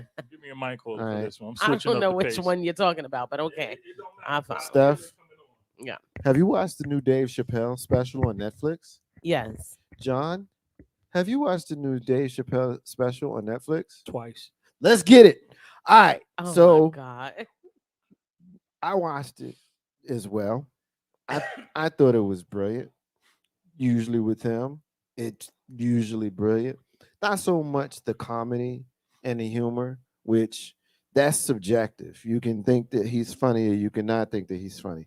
But what I have learned to appreciate from anyone that's given an oratory, which That's what he does. he's Yeah. given an oratory, Mhm. and comedians, by definition, are running monologues and giving oratories. This dude right here has a way of putting things in a way that you're either going to love him or you're going to be One, two. absolutely infuriated by him. That is a skill that not everybody has, and it's perfect for him. And here's what also I'm going to say before we get into the part where we obviously need to talk about how everybody's trying to cancel him, right? Legal Eagles like, You no. can't cancel somebody who walked away from $50 million. He'd already told y'all, fuck y'all. He already told you. And if you watch the special, he told you right before it started, I'm going to say some stuff. And y'all going to be mad at me. Y'all going to want to cancel me. And here you have this man who does not care. You got to care to get canceled. Like, a person that's being canceled has to care for it to stick. If I don't care that you canceling me, then you can't cancel me. I don't care. I don't care. You can stop paying attention to me. I don't care. You can stop listening to me. I don't care. Stop watching my show. I don't care. Don't listen to the show. I don't care. How you gonna cancel somebody that don't care? He went out and said what he said. He said it from his heart, because you can't tell me that he didn't mean what he said. Like, he meant what he said. I don't think he went out there to go and just tell jokes or do an oratory just to get people riled up. I think he meant what he said. And anybody that's going to walk away from $50 million, you can't cancel them. How you going to cancel them? So that's my opening salvo on this. We're going to talk more about this as a trio, but I needed to say that first. I need y'all to know that's how I feel about Dave Chappelle and the Dave Chappelle special. You cannot cancel somebody who don't care. Steph, you say what? I mean, it's great marketing. It's good branding. He knows his audience. He knows that there's enough people who think exactly like him that cancellation doesn't matter at all, because there's a huge audience that thinks exactly like him, that look just like him. So he's not doing it for anybody who is conscious of gender equality or is trying to understand the LGBTQIA spectrum. He's not doing it for you. He doesn't care if he gets canceled by those people, because there's an entire audience that has supported all of these last comedy specials. I just see it as brilliant marketing. Do I think he believes what he's saying? Yes. But I think that at the same time that he's selling the I don't care if you cancel me, he knows what it's doing financially for him. And that is where watching him, I'm like, okay, I get what you're doing. It's sales and branding at its very best. I don't think he doesn't disagree with what he's saying, but I'm just like, he's not creating any I mean, so what if he creates the animosity or not? He knows where he cannot lose money. Yeah, there's an entire audience that's going to support it anyway. I just don't see it. I'm like, I'm not going to be pulled in by someone who's a multi-millionaire. He doesn't need me to fight his battles. Right. And he recognizes he's a multi-millionaire because he's been saying this stuff all along and never gotten canceled. This is the brand. Right. I'm allowed to say this. He even sold it when he said, you can't do that. Somebody walks away for $50 million. That was sales, but it was perfection. True. And it's true, but it's still a sales and marketing But thing. I was thinking it before he even said it. Hold on. I was thinking it before he said it. So when he said it, I guess it validated what I was thinking, because when you talked about the marketing, like, dude, he legit walked away from $50 million. And if he didn't know what He's was not going to broke though. but true, fair enough. But if you $50 million is still $50 million. It absolutely is. But if you can walk away from that, knowing or seeing your trajectory to that point, and knowing that you don't care about that, you can't care about money. I also anymore. would challenge and say that everybody who works that hard to get to that point understands what can happen once they walk away. They don't walk away and say, you know what, I'm willing to make $0 a year for the rest of my life, and so on and so forth. I think people are. Dave Chappelle is an extremely intelligent person. I think even then, when he walked away from that, he understood that his brand still had viability. It wasn't, I truly think about a lot of these So things you from don't a you don't think business that he was doing that perspective. for integrity? No, I think his integrity was attached to it. I just think you can have integrity and also acknowledge what your abilities still are and what connection you still have to that money. If he was, if for some reason tomorrow we were given a bigger, wider platform, right? We may not be able to, and there was a promise of growth to $50 million. We may not operate the same because we're not there yet, but we're working toward it. And then once we get there, yeah, you still have the same level of integrity, but what you're willing to do on the basis of what you're not really risking changes also.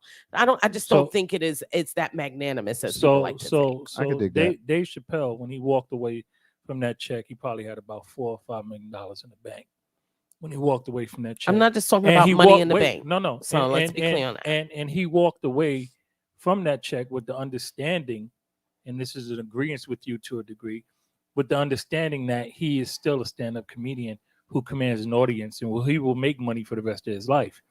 But that opportunity is what some would call, well, what everybody in the industry would call, and people who were advising him, was a once-in-a-lifetime situation that he walked away from.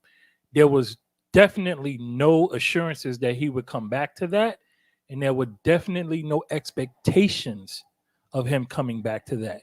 That was all on him, and he chose to do it because there was a price on his manhood that he wasn't willing to pay, and he believes in things in a certain way because of who he is, and that was the big and small of that. But as far as the show is concerned, and how he did the show, and from the beginning of stand-up comedy, right? If you were a person who just wasn't on stage telling knock-knock jokes, if you were doing satire, a good portion of that was offending people. A lot of times, I would say about 70% of the time, you were offending yourself and or your people. But another good 30% of the time, you was hurting somebody else's feelings. And it's an understanding that this is a comic show. This is just a comedian telling jokes, and some people are going to get offended. And what I say to people who get offended, turn it off. Yeah. Right? There's no gun to your head to listen to what is said. And if you got a problem with it, then so be it. But we nothing to pay me no mind. Right. I think we have to begin to pull ourselves away from crucifying people based on their opinion. Right. So he has an opinion, and let's say I don't agree with 100% of what he says. Maybe a good portion, but maybe let's say I don't agree with 100% of what he said. I don't think that he was saying it to necessarily do any harm, nor was he doing it because it was convenient. I think he said the things that he said throughout his specials. And let's be clear, the Netflix check has been cashed. It cleared. He already said so that. There's he no said they already paid me. There's nothing, right? So there's nothing to be canceled, right? So now that's part of my point. Right. So and even in that understanding, with that understanding, if the money was if a portion of the money regulated to that program was outstanding, I think he would have done the same show. Ain't no just as who he is. Ain't no Steppin, Marcus J live from New Dan Legacy Net Radio. Let me get a couple of comments in. Greg says, I look at it as another censor tool. I got what I expected, Dave Chappelle humor. Turn it off if you don't agree. Damon says, what is it that he has said is more value to him than money or whatever status the media places on him? Can't cancel the truth, so he's not risking a thing. So go ahead, John. So now we got to always go back to perspective, right? At the end of the day, he is a comedian. I've heard over the past 5 or 10 years, elected officials say much worse, and they're not comedians. Say far more derogatory things about all kind of people, including transgender folks, and not say it in a way, because I believe, honestly, his overall point of doing that show was to try to find some common ground where we could have open conversations about misunderstanding and misconceptions for people who don't understand transgender and what transgender people find offensive. It needs to come into a situation where it can be an understanding about, because I'm thinking maybe not 9 out of 10, but 7 out of 10 times when people offend most people, they don't know they're offending them. I think if you look at, I would agree with that. I would definitely agree with that. And the dialogue, and I like the idea of him explaining his friendship with the transgender person, because I'm sure to some people it's gonna come off like, well, I got a black friend. Because part of it did. Right. I was gonna say it because a little bit. Yeah, part of it came off like, I got a black friend. And maybe because I am one who is a fan of him, who enjoyed the special and understood where he was coming from in a lot of the things that he said. So maybe I'm a bit, sympathetic to his point. But having said that, I think his overall point, the point that none of us have touched yet, is we care a whole lot more as a country about the feelings of the LGBTQ community being hurt by a special from a comedian than we do social justice for black people historically in this country. Ultimately, that was his point. I think the fact that he went hard on these folks, hey, I'm not a transgender. I understand why y'all got mad, but I promise you, I was equally annoyed every time he said the N-word. And you don't hear me on the computer screen complaining about how he's terrible and we should cancel him and all of that kind of stuff. Don't I get to have the things that stick with me as something that I'm offended by? Don't I get to be quite as vocal as other communities? So I'm not running around talking about Dave Chappelle could get canceled or should get canceled because he said the N-word. That's just not something that's going to resonate with me. Why? Because I understand what he was doing. And I think a lot of the same folks who are offended also know what he was doing, but because he was talking about them, it stung a little bit more. They are that class or community or that designation is being given a lot of leeway, power, privilege. But I want to be very clear. You have black people who are part of that community. Yeah, so I think absolutely. I think it's disingenuous to not think about how those words impact a trans woman who is black, they've had just as high death rates as what the FBI classifies as black and female. They are having hate crimes against them. Absolutely. So there is a level of responsibility in all words. So when that distinction is made, y'all feel so bad about this, but you're ignoring that. The unfortunate part is that there are people that wear those mantles, that are black, that are lesbian, that are black and asexual, that are black and transgender, that are black, and they are going to be beaten down by all of their asterisks and designations. So it is not only the risk, but the proven downside to saying things like that. Is the unfortunate thing is, I didn't go hard on this, but we will be upset if every time a white man does something to harm one of us or anybody, we say they're crazy, they're mentally ill. We'd be upset that they immediately get that designation. But we did earlier make that designation that these men must be mentally ill that are harming Black women. So I'm going to go ahead and grab onto that and say, sure, okay. I don't agree. I don't agree with that. But I hold think, on. I think John I think said that. I don't I agree think, with that. no. Okay, I but think I don't that wanna white go- man. So I don't who- want to be listen, classified with that. absolutely. Anybody. Let me say this. 'Cause I If- don't But I agree don't with want to that. get off my point because I don't want to lose it. All right, So go you can come back to.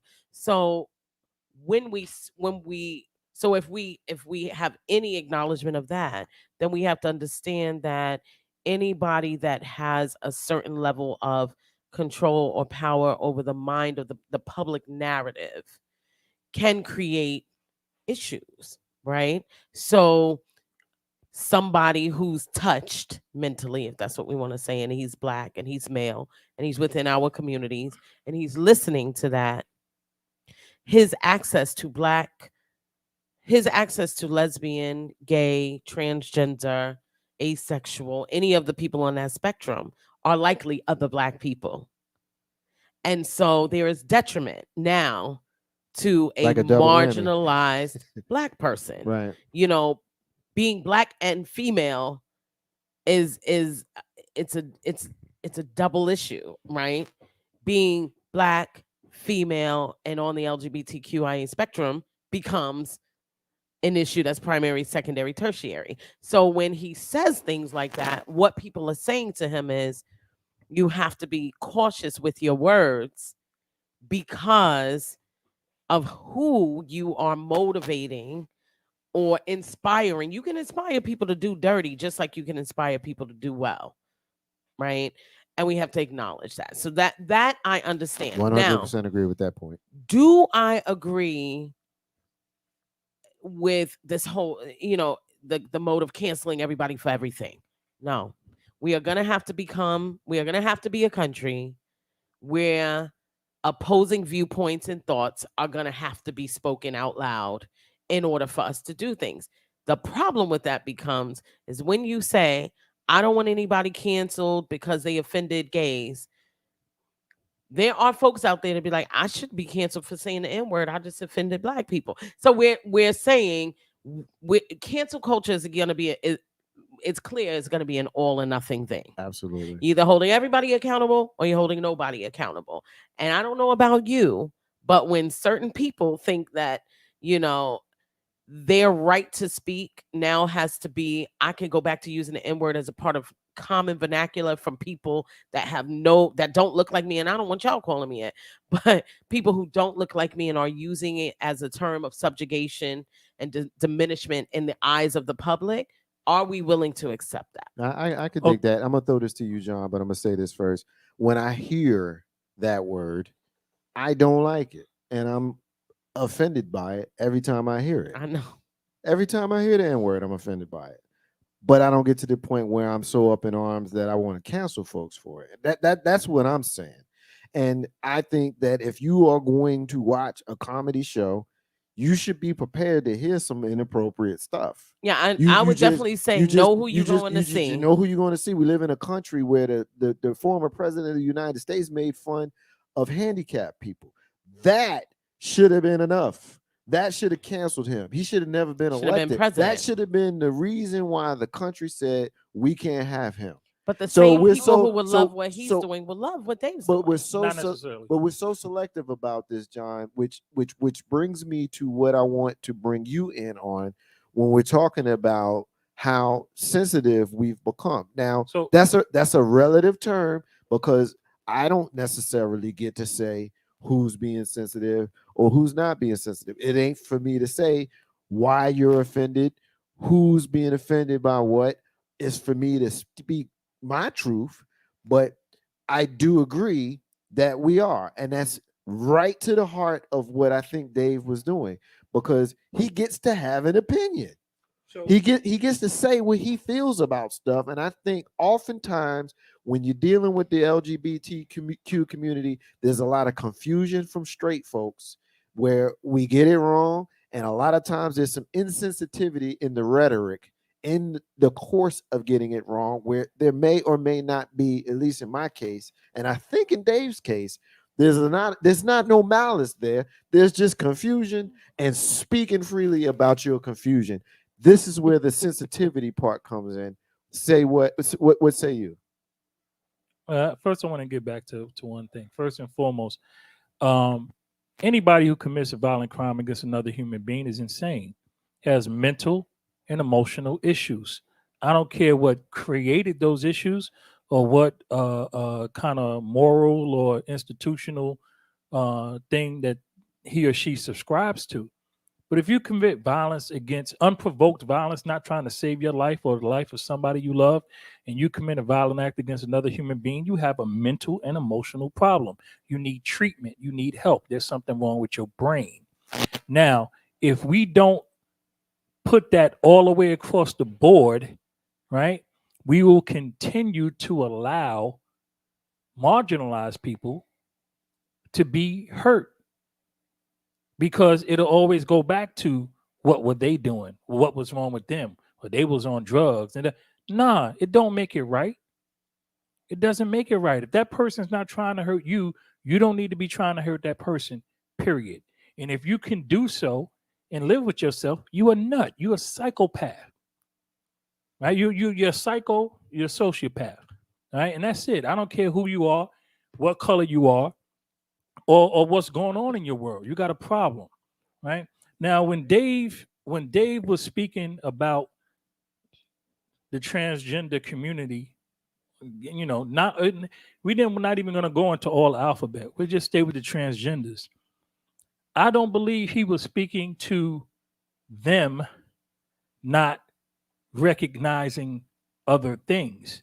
I believe he was speaking to society as a whole, like what's okay and what's not okay.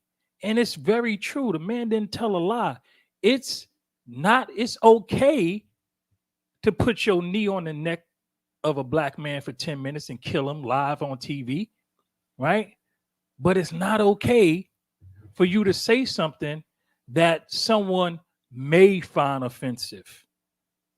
It's not, he didn't go out and call people out of their name and use drugs. He put situations in a conversation that someone may or may not be offended by based on their personal experiences. So it's not even like using the N-word, which was far more offensive than anything else he said during the whole special.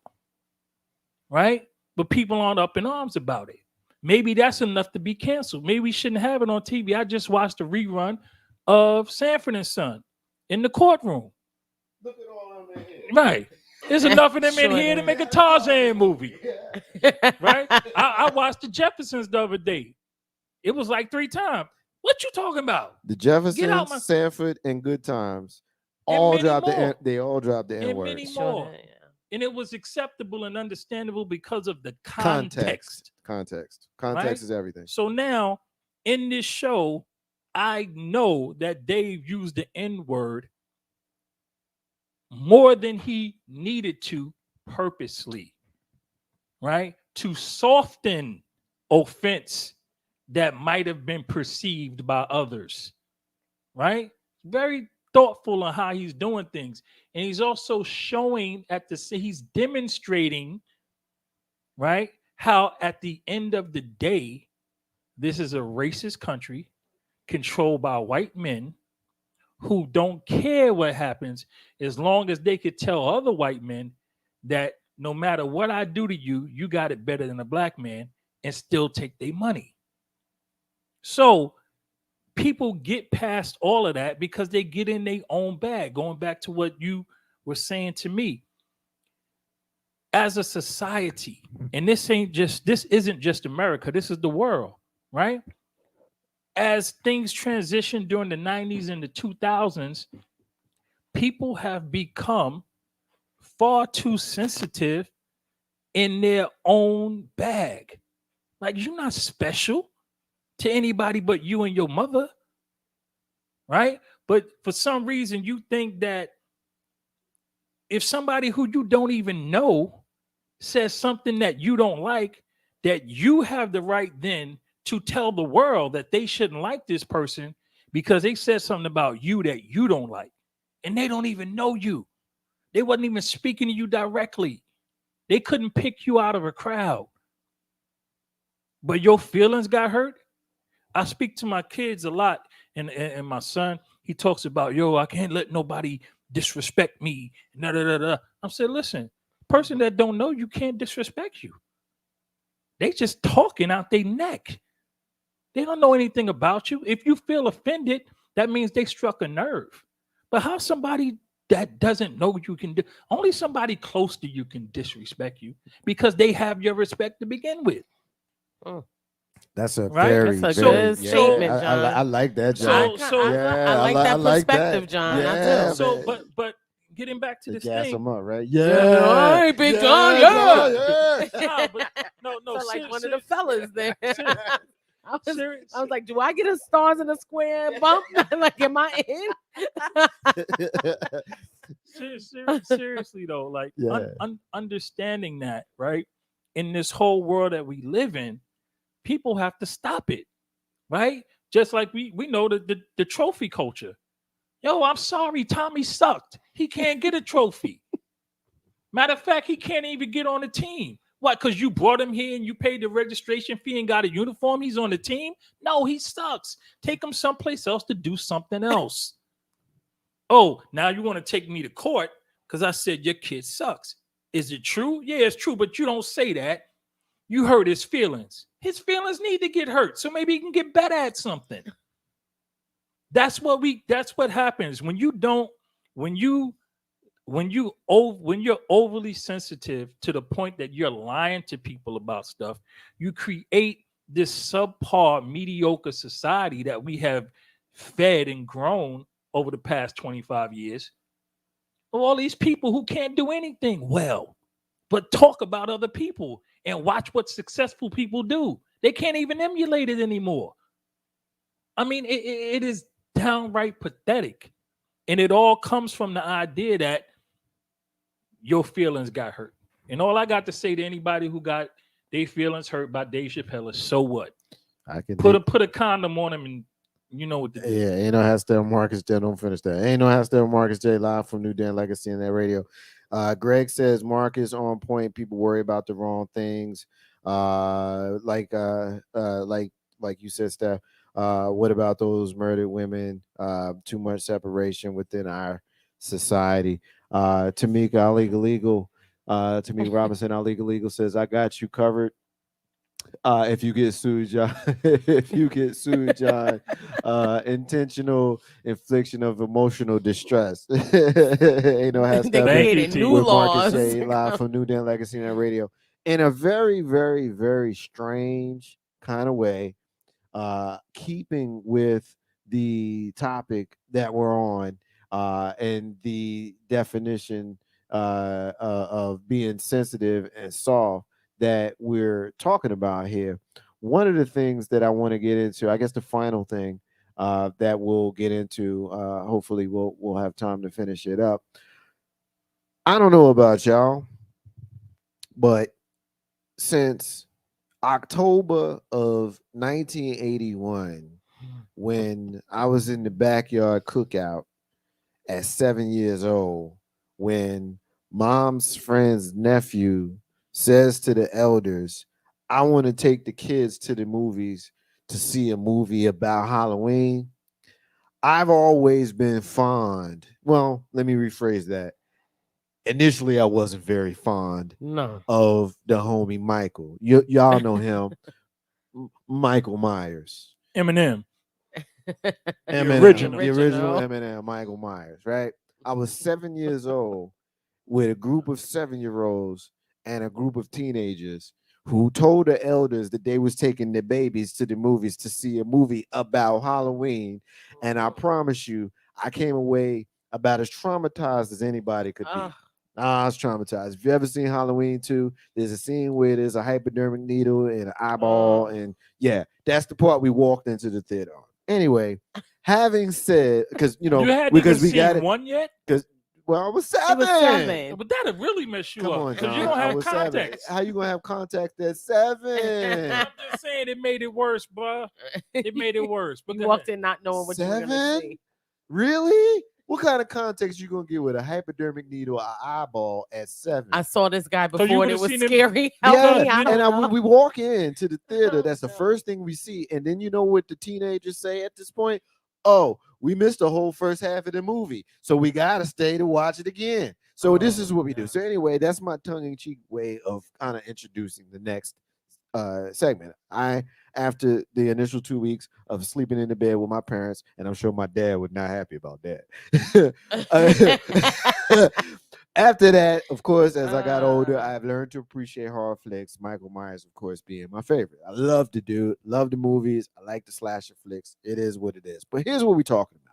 The new movie Halloween Kills comes out this Friday.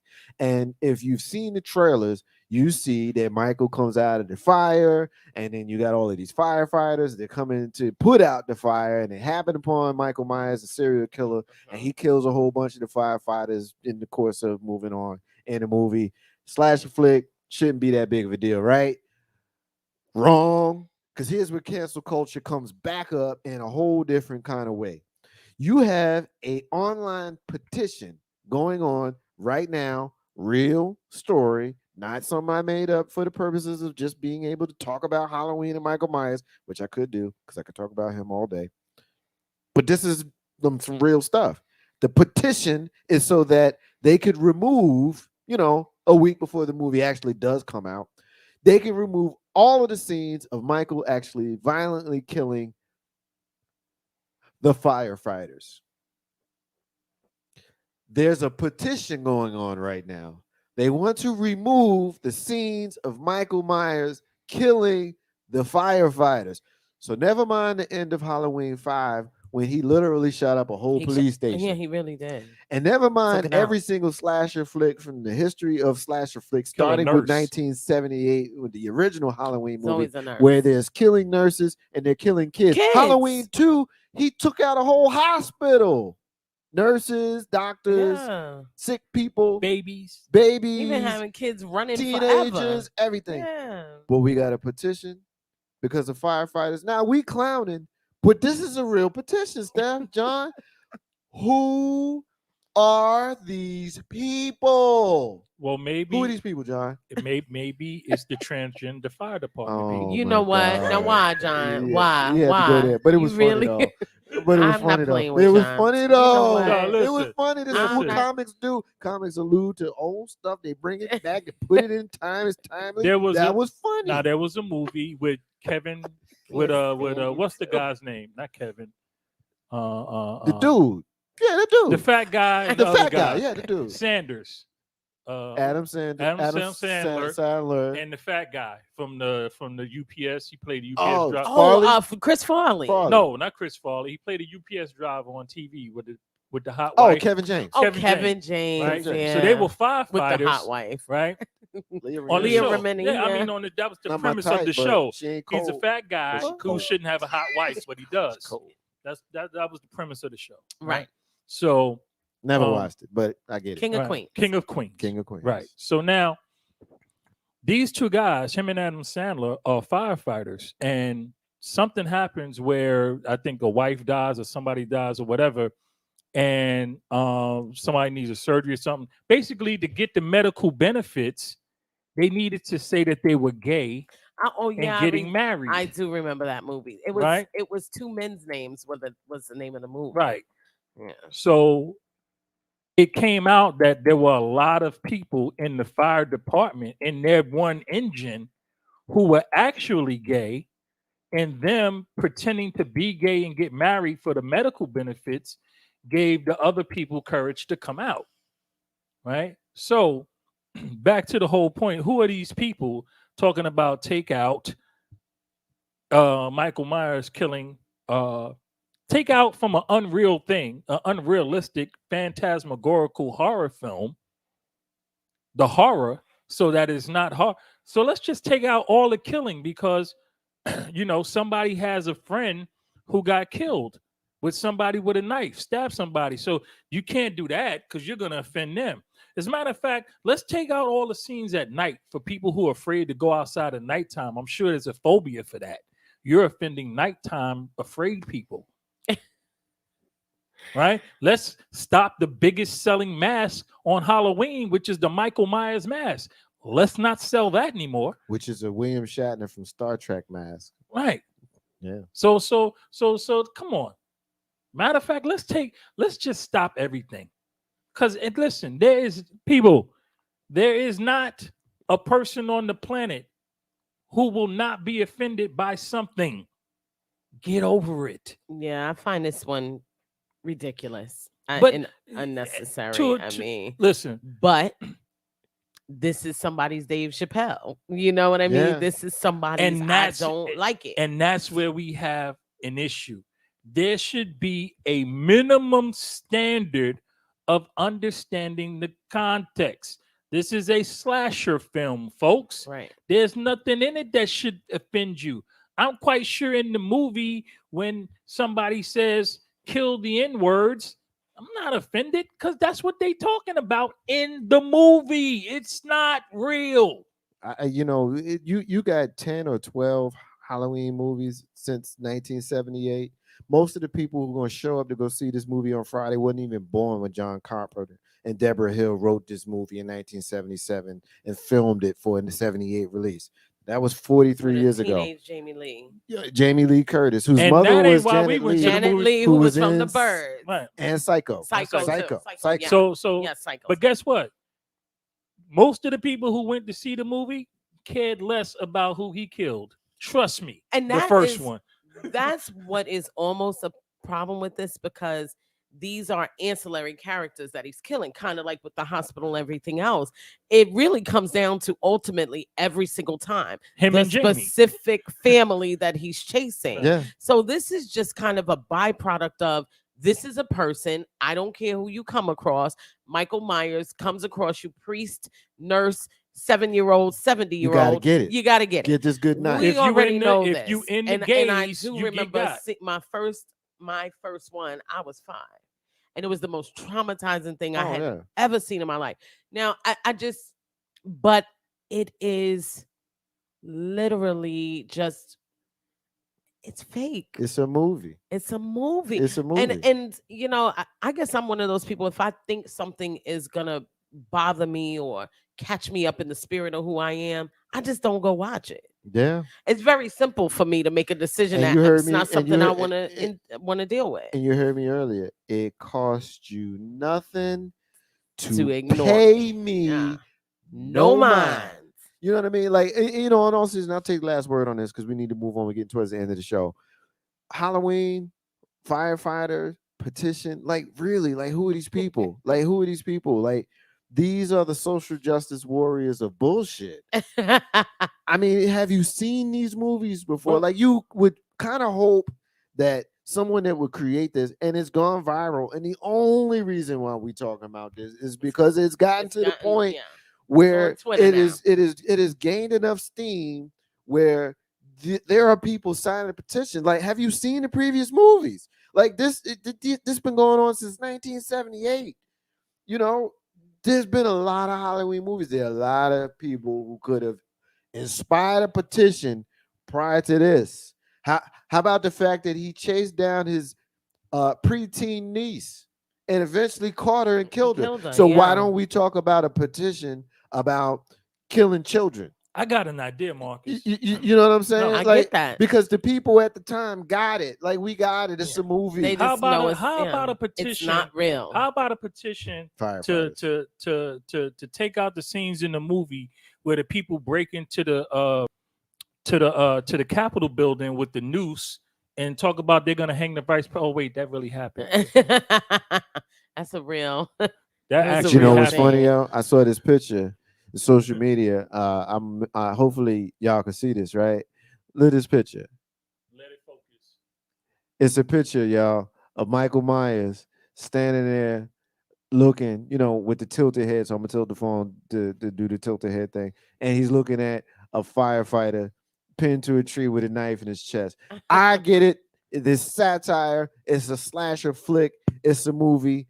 It's not that serious. Ain't no hashtag Marcus J Live from New Den Legacy and Red. Let me see if we get these comments in here. All right. Tamika says they were going to rent a child. I believe that in the movie. Adopt G.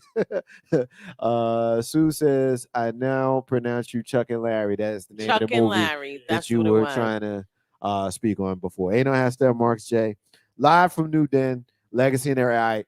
I know we said this was the last thing, but John, you had mentioned something earlier on that I wanted to do a quick go around the room on. All right. Starting with you, then to Steppin, and I'll take the last word so that I can transition us to the end.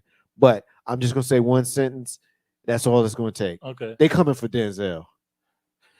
They coming for Denzel, John. They're coming for Denzel. Okay. And I know you wasn't prepared for me to say that, Nah, but now you got it. They're okay. coming for Denzel. So here's what I'm gonna say. I'm gonna repeat what I put in my posts on Facebook or social media in general. If y'all really want to start a race war, it's a good way to set it off, right? Because I'm gonna explain it to you, They right? coming for Denzel. There are very few people in this world who take up space on the kitchen wall, right? White Jesus is one. Yeah, Martin Luther King or Malcolm X is another, right? Some will give you Bob Marley, but they ain't got the white Jesus, right? Or Peter Tosh. You get Barack and Denzel, right? Malcolm. And I'm gonna tell you, I said Malcolm. Yeah, Malcolm and Martin, Yeah. Barack and Denzel. Denzel is Denzel. He on a first name basis with the entire black community, right? Yes. So Because if you King really Kong ain't got nothing on him. on nothing. Nothing on Pauletta's husband. Did you see the lines in his back in Glory? That one tear?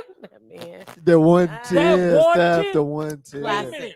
Wait a minute. Classic. Do you understand that black young men practice the bow-legged Denzel walk to get women? Yeah. If you know how to do that, if you know how to do that walk, the walk. or that whisper kind of, I will do anything it takes in this world to get to you. And if you can do that, you good. Ain't nobody Listen, take them. Nobody can come for Denzel. Full stop. If you want a problem, you got one. That's all I got to say about Hey, man. And for those folks, who wonder, what are they talking about right now? What are they talking about? Steph, I just want jump in. It's your spot. So when I originally heard this, first of all, Ellen Pompeo, I just was like, stay in your lane. That's Pauletta's husband. And don't let Paulette, we'll all speak for her. Right? Sisters. Oh, no, she will slap a chick. Denzel has been doing his thing for a projects. long time. And now all of a sudden, you pasty Paulas want to come out the works trying to make him seem like some kind of aggressive, crazy black man.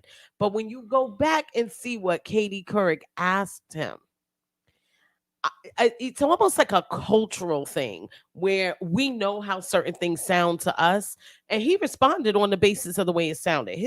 Her question to him was, Denzel, do you feel, some people say Hollywood folks should stick to acting. Now, she said this to him after he had been involved in some political thrillers at the Manchurian Candidate, and was also known to be someone that was speaking out about black issues even then. And he said to her, I don't know what Hollywood folks are, first of all. Hollywood is a town that has some stars on the sidewalk. I don't know anybody from there. So I don't, that's like saying, calling you a type of folks. I'm not a Hollywood folks. I don't know who they are. And she said, okay, all right, well, let me rephrase the question. Are you one of those people? And he goes, there you go. Am I one of those people? Isn't that interesting? And she tried to tell him to stop. He said, no, don't stop. I heard what you just said. Am I one of those people? No, I'm not. She said, no, are you an actor who would rather not? And he said, no, I'm not that either. I'm a human being. My job is acting. Now, more came about with that. But when you think about it, number one, Black people have not had the right for very long to assert themselves in what the old folks call, polite company, right? This is a Black man sitting with a white woman who's of similar age. She asks him a question that basically sounds like, should you stay in your place? And he's a Brooklyn dude, and he came for her neck. And he got gang members in Chicago that'll ride for him. And he wasn't angry. None of that I read made it feel angry. He was like, before you try to put me in a box, so you have a qualifier to minimize my voice, I'm not in that box. And when she tried to come back to putting him in the box, he said, again, I'm not in the box. And then she tried again, and she tried to restate it as though this brother didn't understand what she was saying. And he let her know, ma'am, I heard what you said, and I'm telling you again. See, you got to understand, certain people are riding off ego. And Katie Couric was riding off ego. And in that moment, in her space, she's a big fish. In his space, he was a big fish. But who she was in this world of privilege and who he is in her world of privilege, she felt like he should bow down. Well, she thought she was smarter than him. She did. And she tried to remind him of things, and he let her know, you don't get to determine who I am or how I classify myself. And you don't get to tell me what I get to speak about because of who you perceive me to be. There are plenty of Black people walking around today who have been fired, who have been marginalized at work, who haven't gotten promotions and things like that, simply because they didn't have the pull to be able to say exactly what this man was saying, which is, I get to determine who I am. So if you want to ask me a question about Denzel, you do that. But when you say, should actors, I'm telling you, I'm Denzel, my job happens to be an actor. That would be like me saying to someone, if they said, well, should a salesperson be on a radio show talking politics? Steph B is on the radio show talking politics. Don't question what I do for a living. That has nothing to do with who I am and how I think.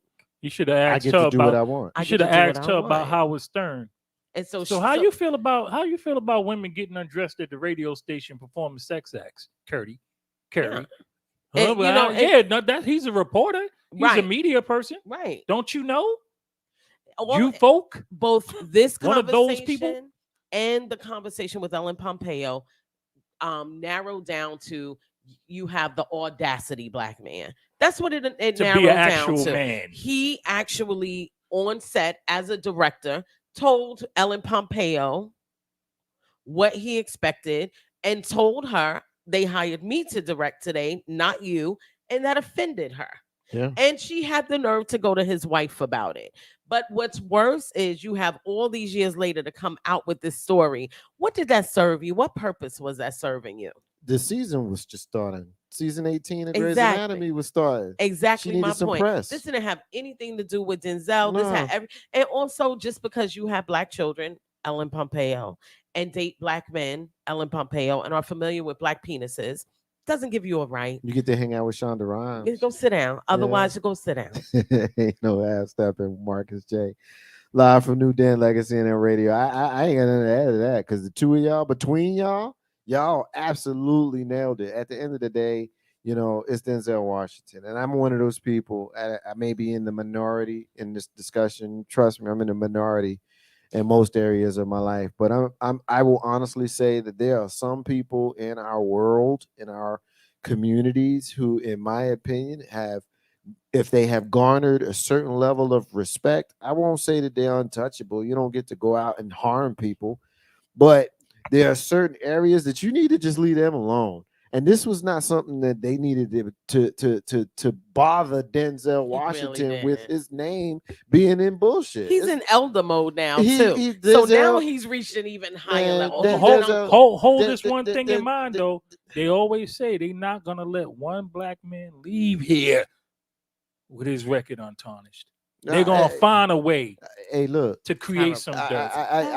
I do agree with that, and I think that when you look at how we are treated, as just speaking as a Black man, if you are a Black man who is upright, who doesn't bend over and allow them to ride your back, who speaks firmly with his head held high, and you lead, You are going to be a target to the system, period. And any single black man in history that you have ever seen who has been a leader, who has had other black people behind him socially or in any other way, they will try to find a way to take him down. Period. Period. It just is what it is. And so we should be mindful of that. And this is why we should protect each other. And that goes beyond black men, that goes to our community as a whole. We should protect one another. This is a situation. I loved what you said and how you said it, Steph, because you came from the perspective of this man's sister. You can't have our brother. No. You can't have him. We'll deal with them in house. It ain't your job. He can speak for himself because he's Denzel, and clearly he did. But as his sister, yeah, what he said, you can't have that. Nah. And there will always become a time, like John said, that if you stand firm enough, they're gonna find a way to try it. And I'm letting all of y'all know there is. They done tried it with me.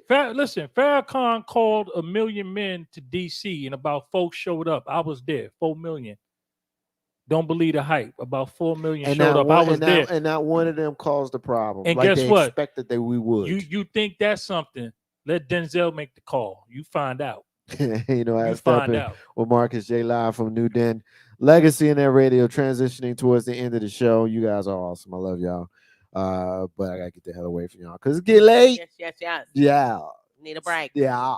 So, and it's time to move on. We're gonna start with our moment in Black history. Y'all see, I got the paperwork here. All right. So I looked at some of these earlier, and there were a couple that I wanted to make sure that I absolutely shared. This week in Black history, in 1963, state troopers joined local deputies in beating and shocking with cattle prods more than 350 black people as they wait in line at the county courthouse in Selma, Alabama, to register to vote. Yeah. Lots of women and children among them, mostly younger if you people. had 350 black people, you got to figure that most of them are probably women and children. Then you got 19. Let's see which one I want to do. 1995. 5 police officers in suburban Pittsburgh killed black motorist Johnny Gamage during a routine traffic stop by pinning his face down on the pavement until he asphyxiates. Yeah. Sound familiar? Yeah, it reminds me of the case that we didn't get to today that we're not going to have time to get to, so I don't want to talk too much about it, but Google the case of the paraplegic man that got pulled out of his car by the police, and that's a whole we just didn't get to it. So y'all Google it. Paraplegic man pulled out of his car by police, and then they did the whole black man police thing that they do. We all know what it is. All right. I don't want to spend too much more time on this. I'm going to give you one more, and then that'll be the end of it. You've got 1968 U.S. sprinters Tommy Smith and John Carlos raised gloved black fists on the medal stand at the Olympics in Mexico to protest racial inequality in the U.S. They received death threats, of course, for years after returning home. That's actually next week. I dipped into next week. So knowing me, I'm probably going to not remember that I did it this week and do it again. But guess what? That's one you should always hear about more than not. Ain't no hashtag Marcus J. Live from New Den, Legacy Internet Radio. Let me see. Do we got a comment in here? My sister Kim is checking us out. She's throwing a fist up, and appreciate you, man. You've been rocking with us all night, and that's so dope to me, and I appreciate you. Much love to everybody back home. Ain't no hashtag Marcus J. Live from New Den, Legacy Internet Radio. So y'all know a passion of mine is missing children. And I know one day we might end up coming in here not talking about nothing but missing children, because I used to do 1 and then I was doing 2 and sometimes I do 3. And tonight I saw 4, so we're doing 4 tonight. We're looking for 4 missing children tonight, and I ain't gonna apologize for it. I'm gonna just do these 4 missing children and keep it funky. We are looking for Natalie going. Since October 5th, she hasn't been home. Right here in the Cap City, RVA, Richmond. She's 16. Black female, black hair, black eyes. She's 5'6". She weighs 200 pounds. She was last seen on October 4th and the 5th, which is just a few days ago. Today's the 11th. She wears eyeglasses and she requires medical attention and she requires medication. If you've seen Natalie going, please contact the National Center for Missing and or Exploited Children at website missingkids.org or contact the Richmond City Police Department at 804-646-1200. We're looking for Tyshonda Jennings. She's missing from Chesterfield County, also part of Richmond. She's a 15-year-old black female. She's 5'2", weighs 97 pounds. Last seen wearing a blue jacket, blue jeans with holes in them, red Nike Air Jordan shoes. She's got stud nose ring in her left nostril, wear eyeglasses with solid black frame, and she has a mole on her neck. If you've seen her, contact Chesterfield County Police Department 804-748-1251. We're also looking for Michaela Williford, also in Chesterfield County, October 6th. Is her missing date. She's 15, black female, 5 foot, 170. She wears glasses as well. She has a belly button piercing, a tattoo on her left forearm. Last seen in the company of a black male. Who is this man? Who is this man? Lastly, we're looking for Darius Green. He's also missing since October 6th from Henrico County. So Richmond, Chesterfield, Henrico, all a part of the same area for those folks that are not from this area. He is a 15-year-old black male. He is 6'2". He weighs 205 pounds. Last seen wearing a yellow jogging suit. His hair was cut low. He requires medication, in need of medical attention. In this photo, he also wears glasses. If you've seen Darius Green, please contact the Henrico County Police Department at 804-501-5000. So, if you've seen Darius Green, if you've seen Michaela Williford, if you've seen Tyshonda Jennings, or if you have seen Natalie Goen, please contact the National Center for Missing and or Exploited Children on their website, missingkids.org. Contact them by phone at 1-800-THE-LOST, 1-800-843-5678. Keep your eyes and ears open for our babies. If you see something, say something. Ain't no how Steph Marcus J live from New Den Legacy and that radio. Last but not least, shout out to my brother and yours, our brother Bobby McIntosh, checking this out. He's saying peace to the family. Peace to you, Bobby. Peace, Bobby. My man, love that man. Ain't no how Steph Marcus J live from New Den Legacy and that radio. All right, it's time for us to get the hell on up out of here, starting with our rants and our closing. That man right there, our brother John, is going to take the con and show us verbally what's in his heart and in his soul. What you got, bro? I'm gonna try to make it short tonight. I am. I'm watching. I got a dog to walk. Right now, your dog need a I need a dog walker. What they call that? Wag. No, what they call that? The thing that the cats use. Litter box. Yeah. No, we ain't doing that. But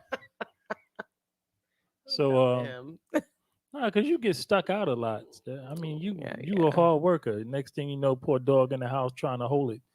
That ain't good. But you're right. no, we have a tendency to, as human beings, observe the world through our eyes as such that we are the world and everything revolves around us. Couldn't be further from the truth. We are a small speck on a small speck traveling through space.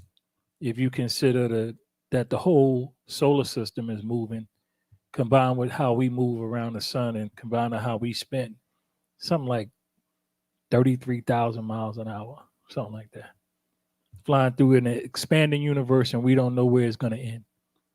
On this planet, power changes hands periodically, but we only have the ability for the most part to see things in the context of our lives and what we're going through. White people rule the world right now, but for most of the time that the world has been in existence and people walk around, they didn't. This is new for them, right? Even as recently as 700 years ago, they were nothing, right? They took over about 1500, destroyed everything they could and told lies. That's what people who would, to the victor goes the spoils. So everything got changed around, whitewashed, and made into what it is now. But I don't know when, but probably sometime in the next 100, 200 years or so, it'll change power again. And we don't know who it'll be. Genghis Khan rode across all of Asia and conquered the world on horseback. Right? So things are ever changing, ever moving. And just be cognizant of the fact that your lifetime should be concentrated on your locus of control. What is it you can affect in a positive way? Right? What happened 5 seconds ago cannot be recaptured in any form or fashion. What are you going to do 5 days from now? How are you going to make a positive impact on yourself?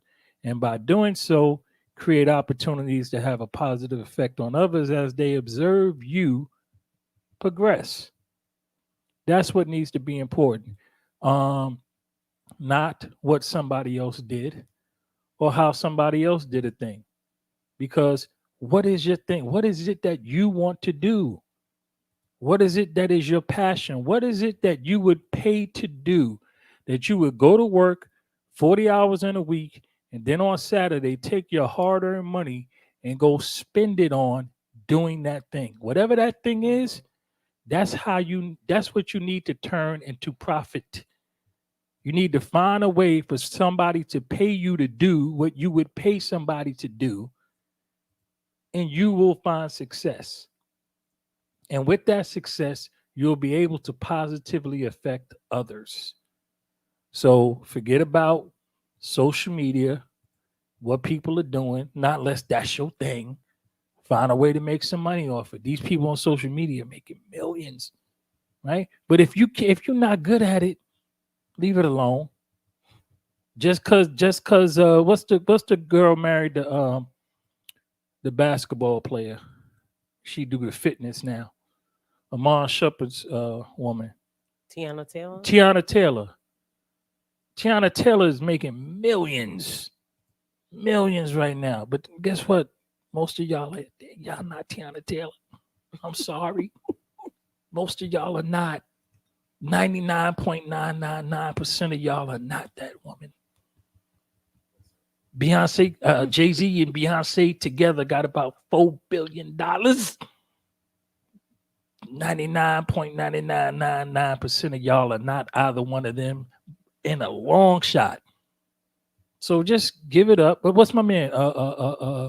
Country something, right? Country Chris, country. He's y'all know who I'm talking about. Yeah, he do skit comedy online. Country.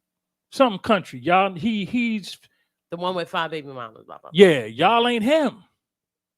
Y'all ain't even the big stocky dude, Ja. Y'all ain't him either.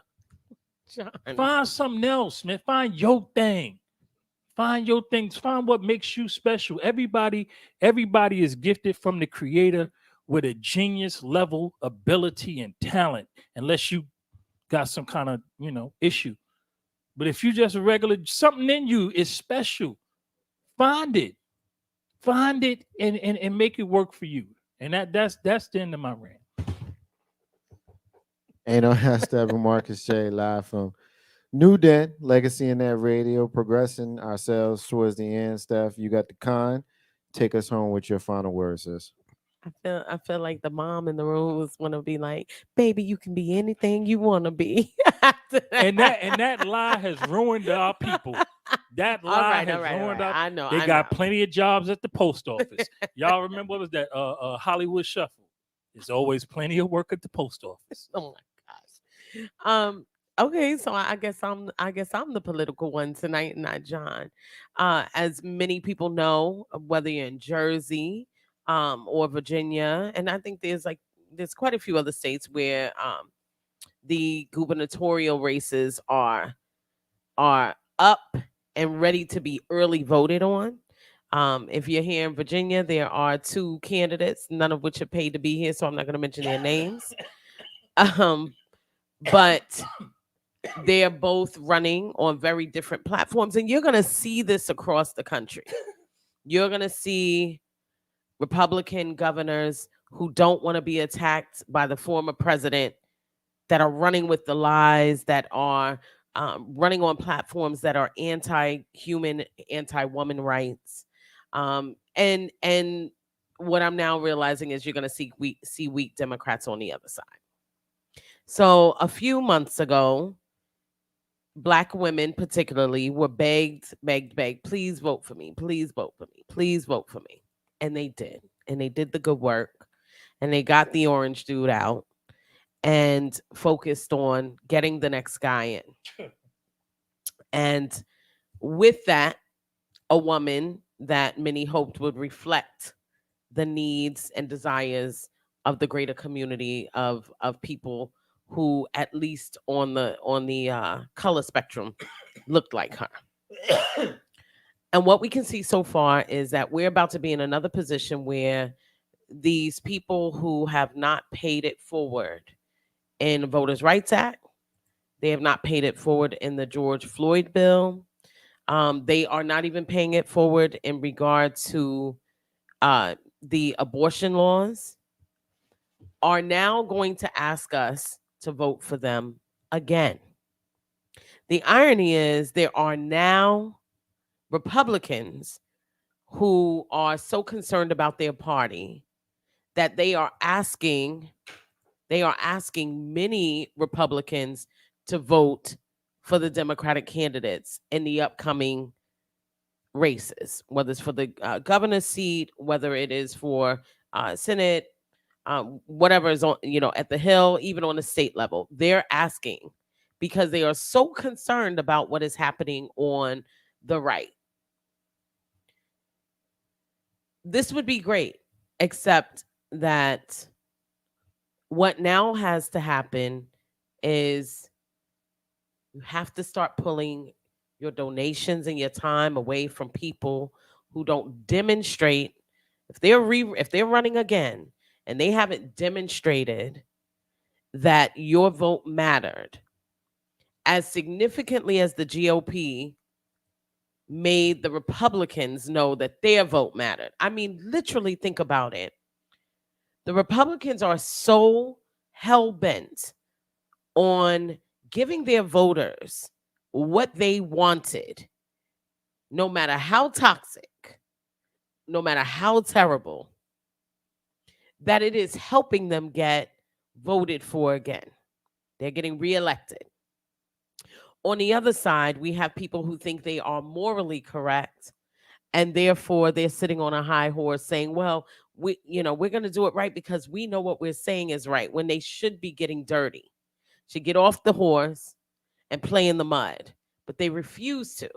And yet they are still asking us to give them, those of us who voted for them, I included, give them the same level of return on the investment that Republican voters are giving their party. The reason Republican voters are giving their party what they want is because they got what they wanted. Whether it is, xenophobia that makes them feel better about the positions that they're in life, whether it is racism that makes them feel better about their mediocrity, they're getting what they need.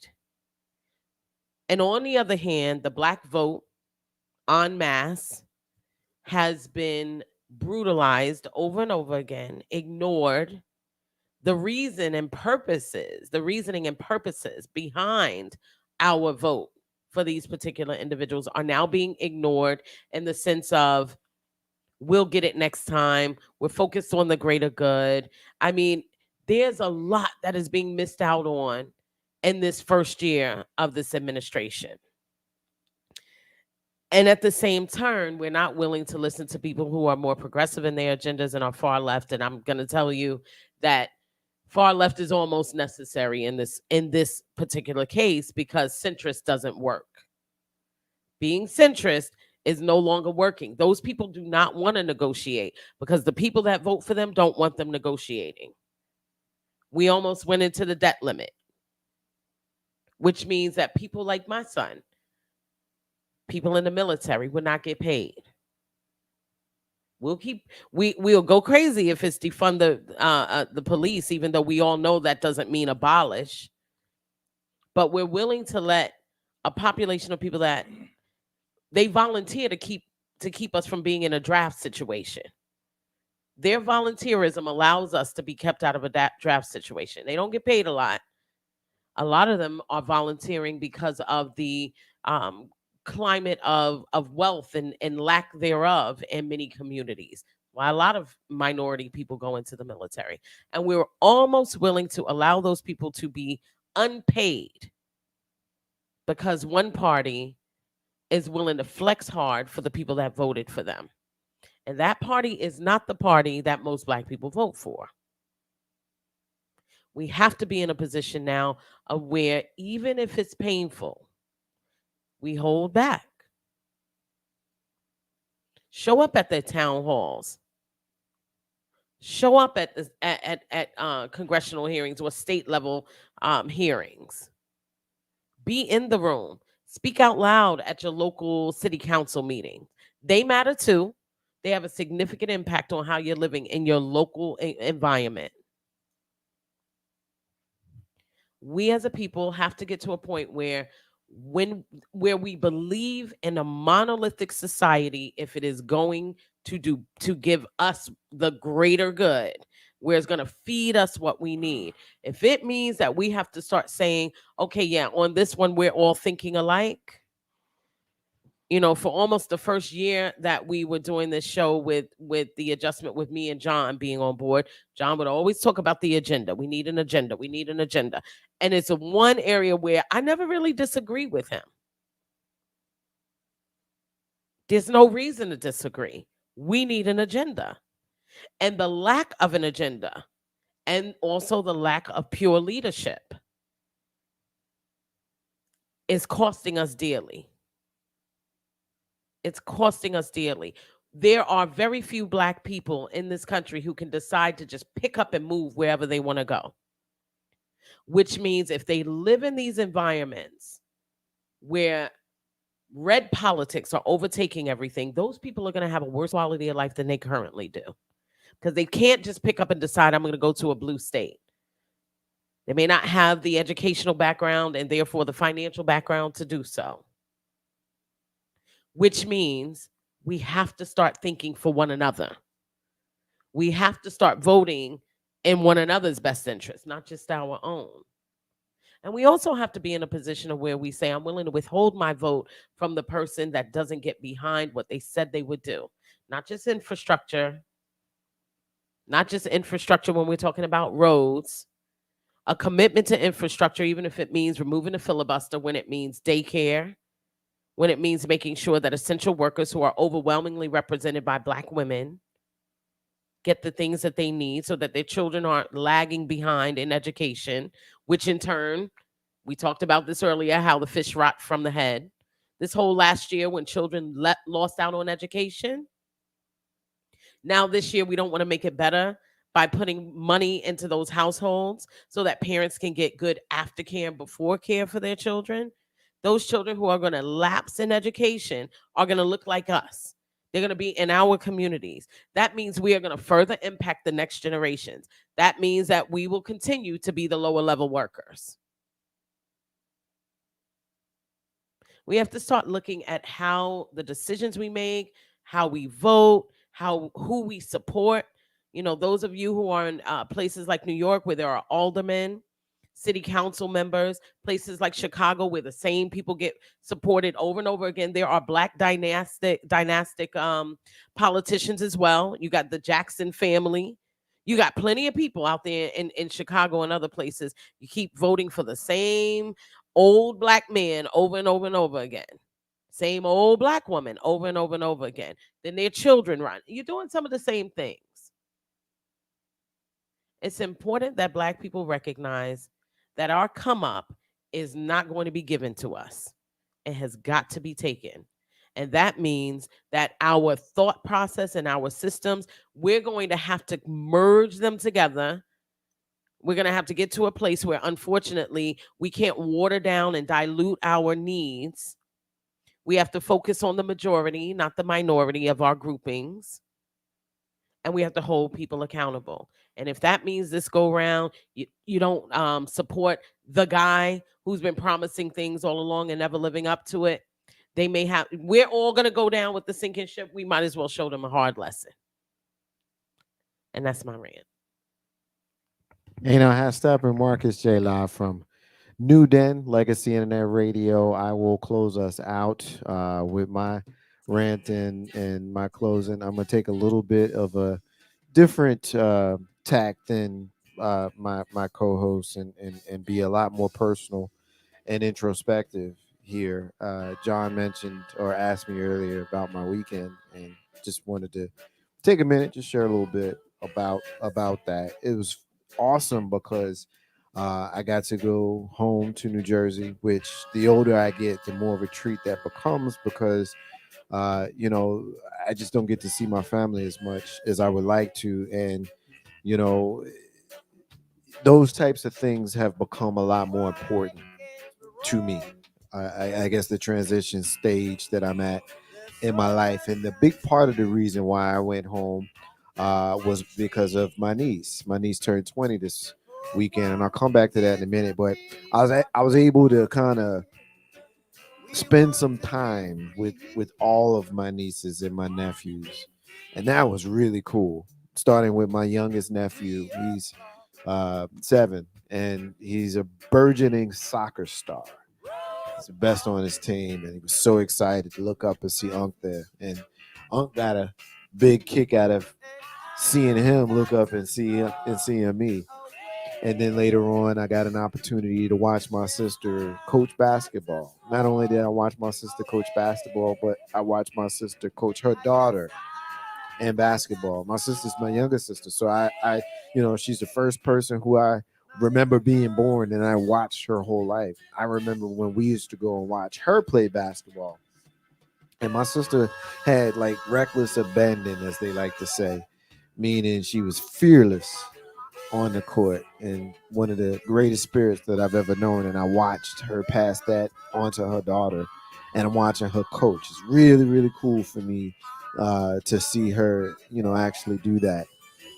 And then brings me to the reason why I went home. My oldest niece threw a surprise birthday party for her younger sister, my younger niece, who turned 20. And I remember 20 years ago when she was born, she was the most beautiful baby I had ever seen, other than her older sister at the time. And she had big, juicy cheeks, and she smiled at me, and she had the, you know, the natural Jerry curl that cute little black babies have. And it was just something about looking at this baby. And I held her and I looked at her and I said, yeah, I gotta get me one of these. So of course I went home, started practicing. It took me about a year and a half, maybe 2, but I got me one of those. So I wanted to say, you know, thank you to my family for just being so cool and being so awesome. And, you know, I don't think we spend a lot of time doing that. Like, we should thank those who love us, you know, for loving us. You know, it's family, it's supposed to love you. Well, yeah, but you're giving folks flowers. I'm in the spirit of giving folks flowers. You know, I'm in this uncomfortable stage of my life where my old self is gone, but the new me is not fully developed yet, and I'm enjoying watching him come out. And it's really, really cool. And I got a glimpse of it this weekend because, you know, I got to spend it with the fam in a way that I hadn't in a long time. It's a very isolating feeling to live 350 miles away from your day ones. You create a family where you are, but it's nothing like the people that you grew up with in your household, your siblings, your family, your parents, if you still have them, which I am fortunate enough to still have, and then your nieces and your nephews, your babies. So that's where I am in my spirit, and that's what I wanted to share. And the last thing that I will say is embrace your family, even the ones that get on your nerves, you know, because we all have a finite time to live. And once that time is over, you're not getting no more time. So you really want to make sure that those who love you and those that you love, you know it. You feel it. You embrace it. Gone are the days of, well, I didn't grow up saying I love you, so I'm not going to say it. Or I don't really say that. Like, you have no idea the power of those words and the joy that you can give to somebody by saying them. So I'm trying to embrace it. And I hope that you do too. That is the Marcus's unrelated rant that's got nothing to do with what we're talking about today. And I'm going to add one other thing. I'm going to steal this line from someone. I always wanted to say this, so I'm going to say it, and y'all going to throw shade at me. I don't care. Jerry Springer always says, take care of yourself and each other. And it's an awesome statement because the older I get, the more I appreciate it. But that's the end of the show. Remind everybody, independence is the key to building your legacy. Also want to say peace, all of the stars and all of the squares, and the abundance of water, the fool is thirsty. Those are the words of Bob Marley, who you hear singing in the background. If you still hear him, that means I did the rant in under 6 minutes. Yeah. Authenticity has no competition, y'all. And you know how Steppin Marcus J will be back here live from New Den of Legacy Internet Radio next week. Love We your holla at y'all, Facebook man. fam. We Peace. love y'all. Thank you, John. Thank you, Steph. I rocks with y'all. I rocks with y'all too. Like John said, thank you to everybody. Y'all be easy. Be back next week. Oh yeah. I'm with this, with it. I'm just gonna lay back and I'ma drop some smooth lyrics. So tune in 7 to 9:30 and don't be late. We about to set it straight. Ain't no half stepping with Marcus J. Word. I'm ready, let's go. Ain't no half stepping, that's the name of the show. Yeah, Marcus J hosting and we ready to go. Yeah, Hunters talk sprinkle with a dash of humor to the legacy listeners and the online viewers. What you wanna talk about, call it, we're hearing you. Cover all topics, touch on the main issues.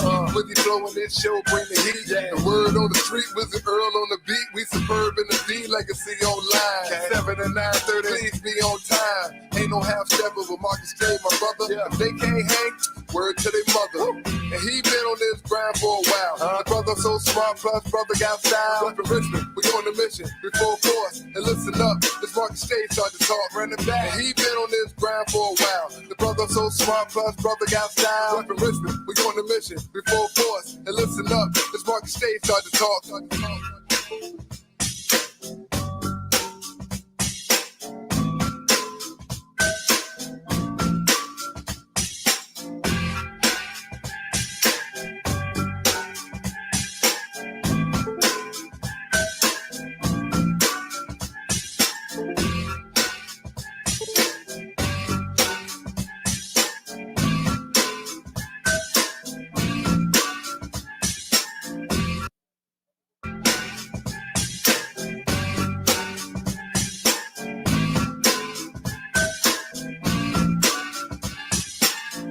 Steppin' is the name of the show. Yeah, Marcus J hosting and we ready to go. Yeah, Hunters talk sprinkle with a dash of humor to the legacy listeners and the online viewers. What you wanna talk about, call it, we're hearing you. Cover all topics, touch on the main issues.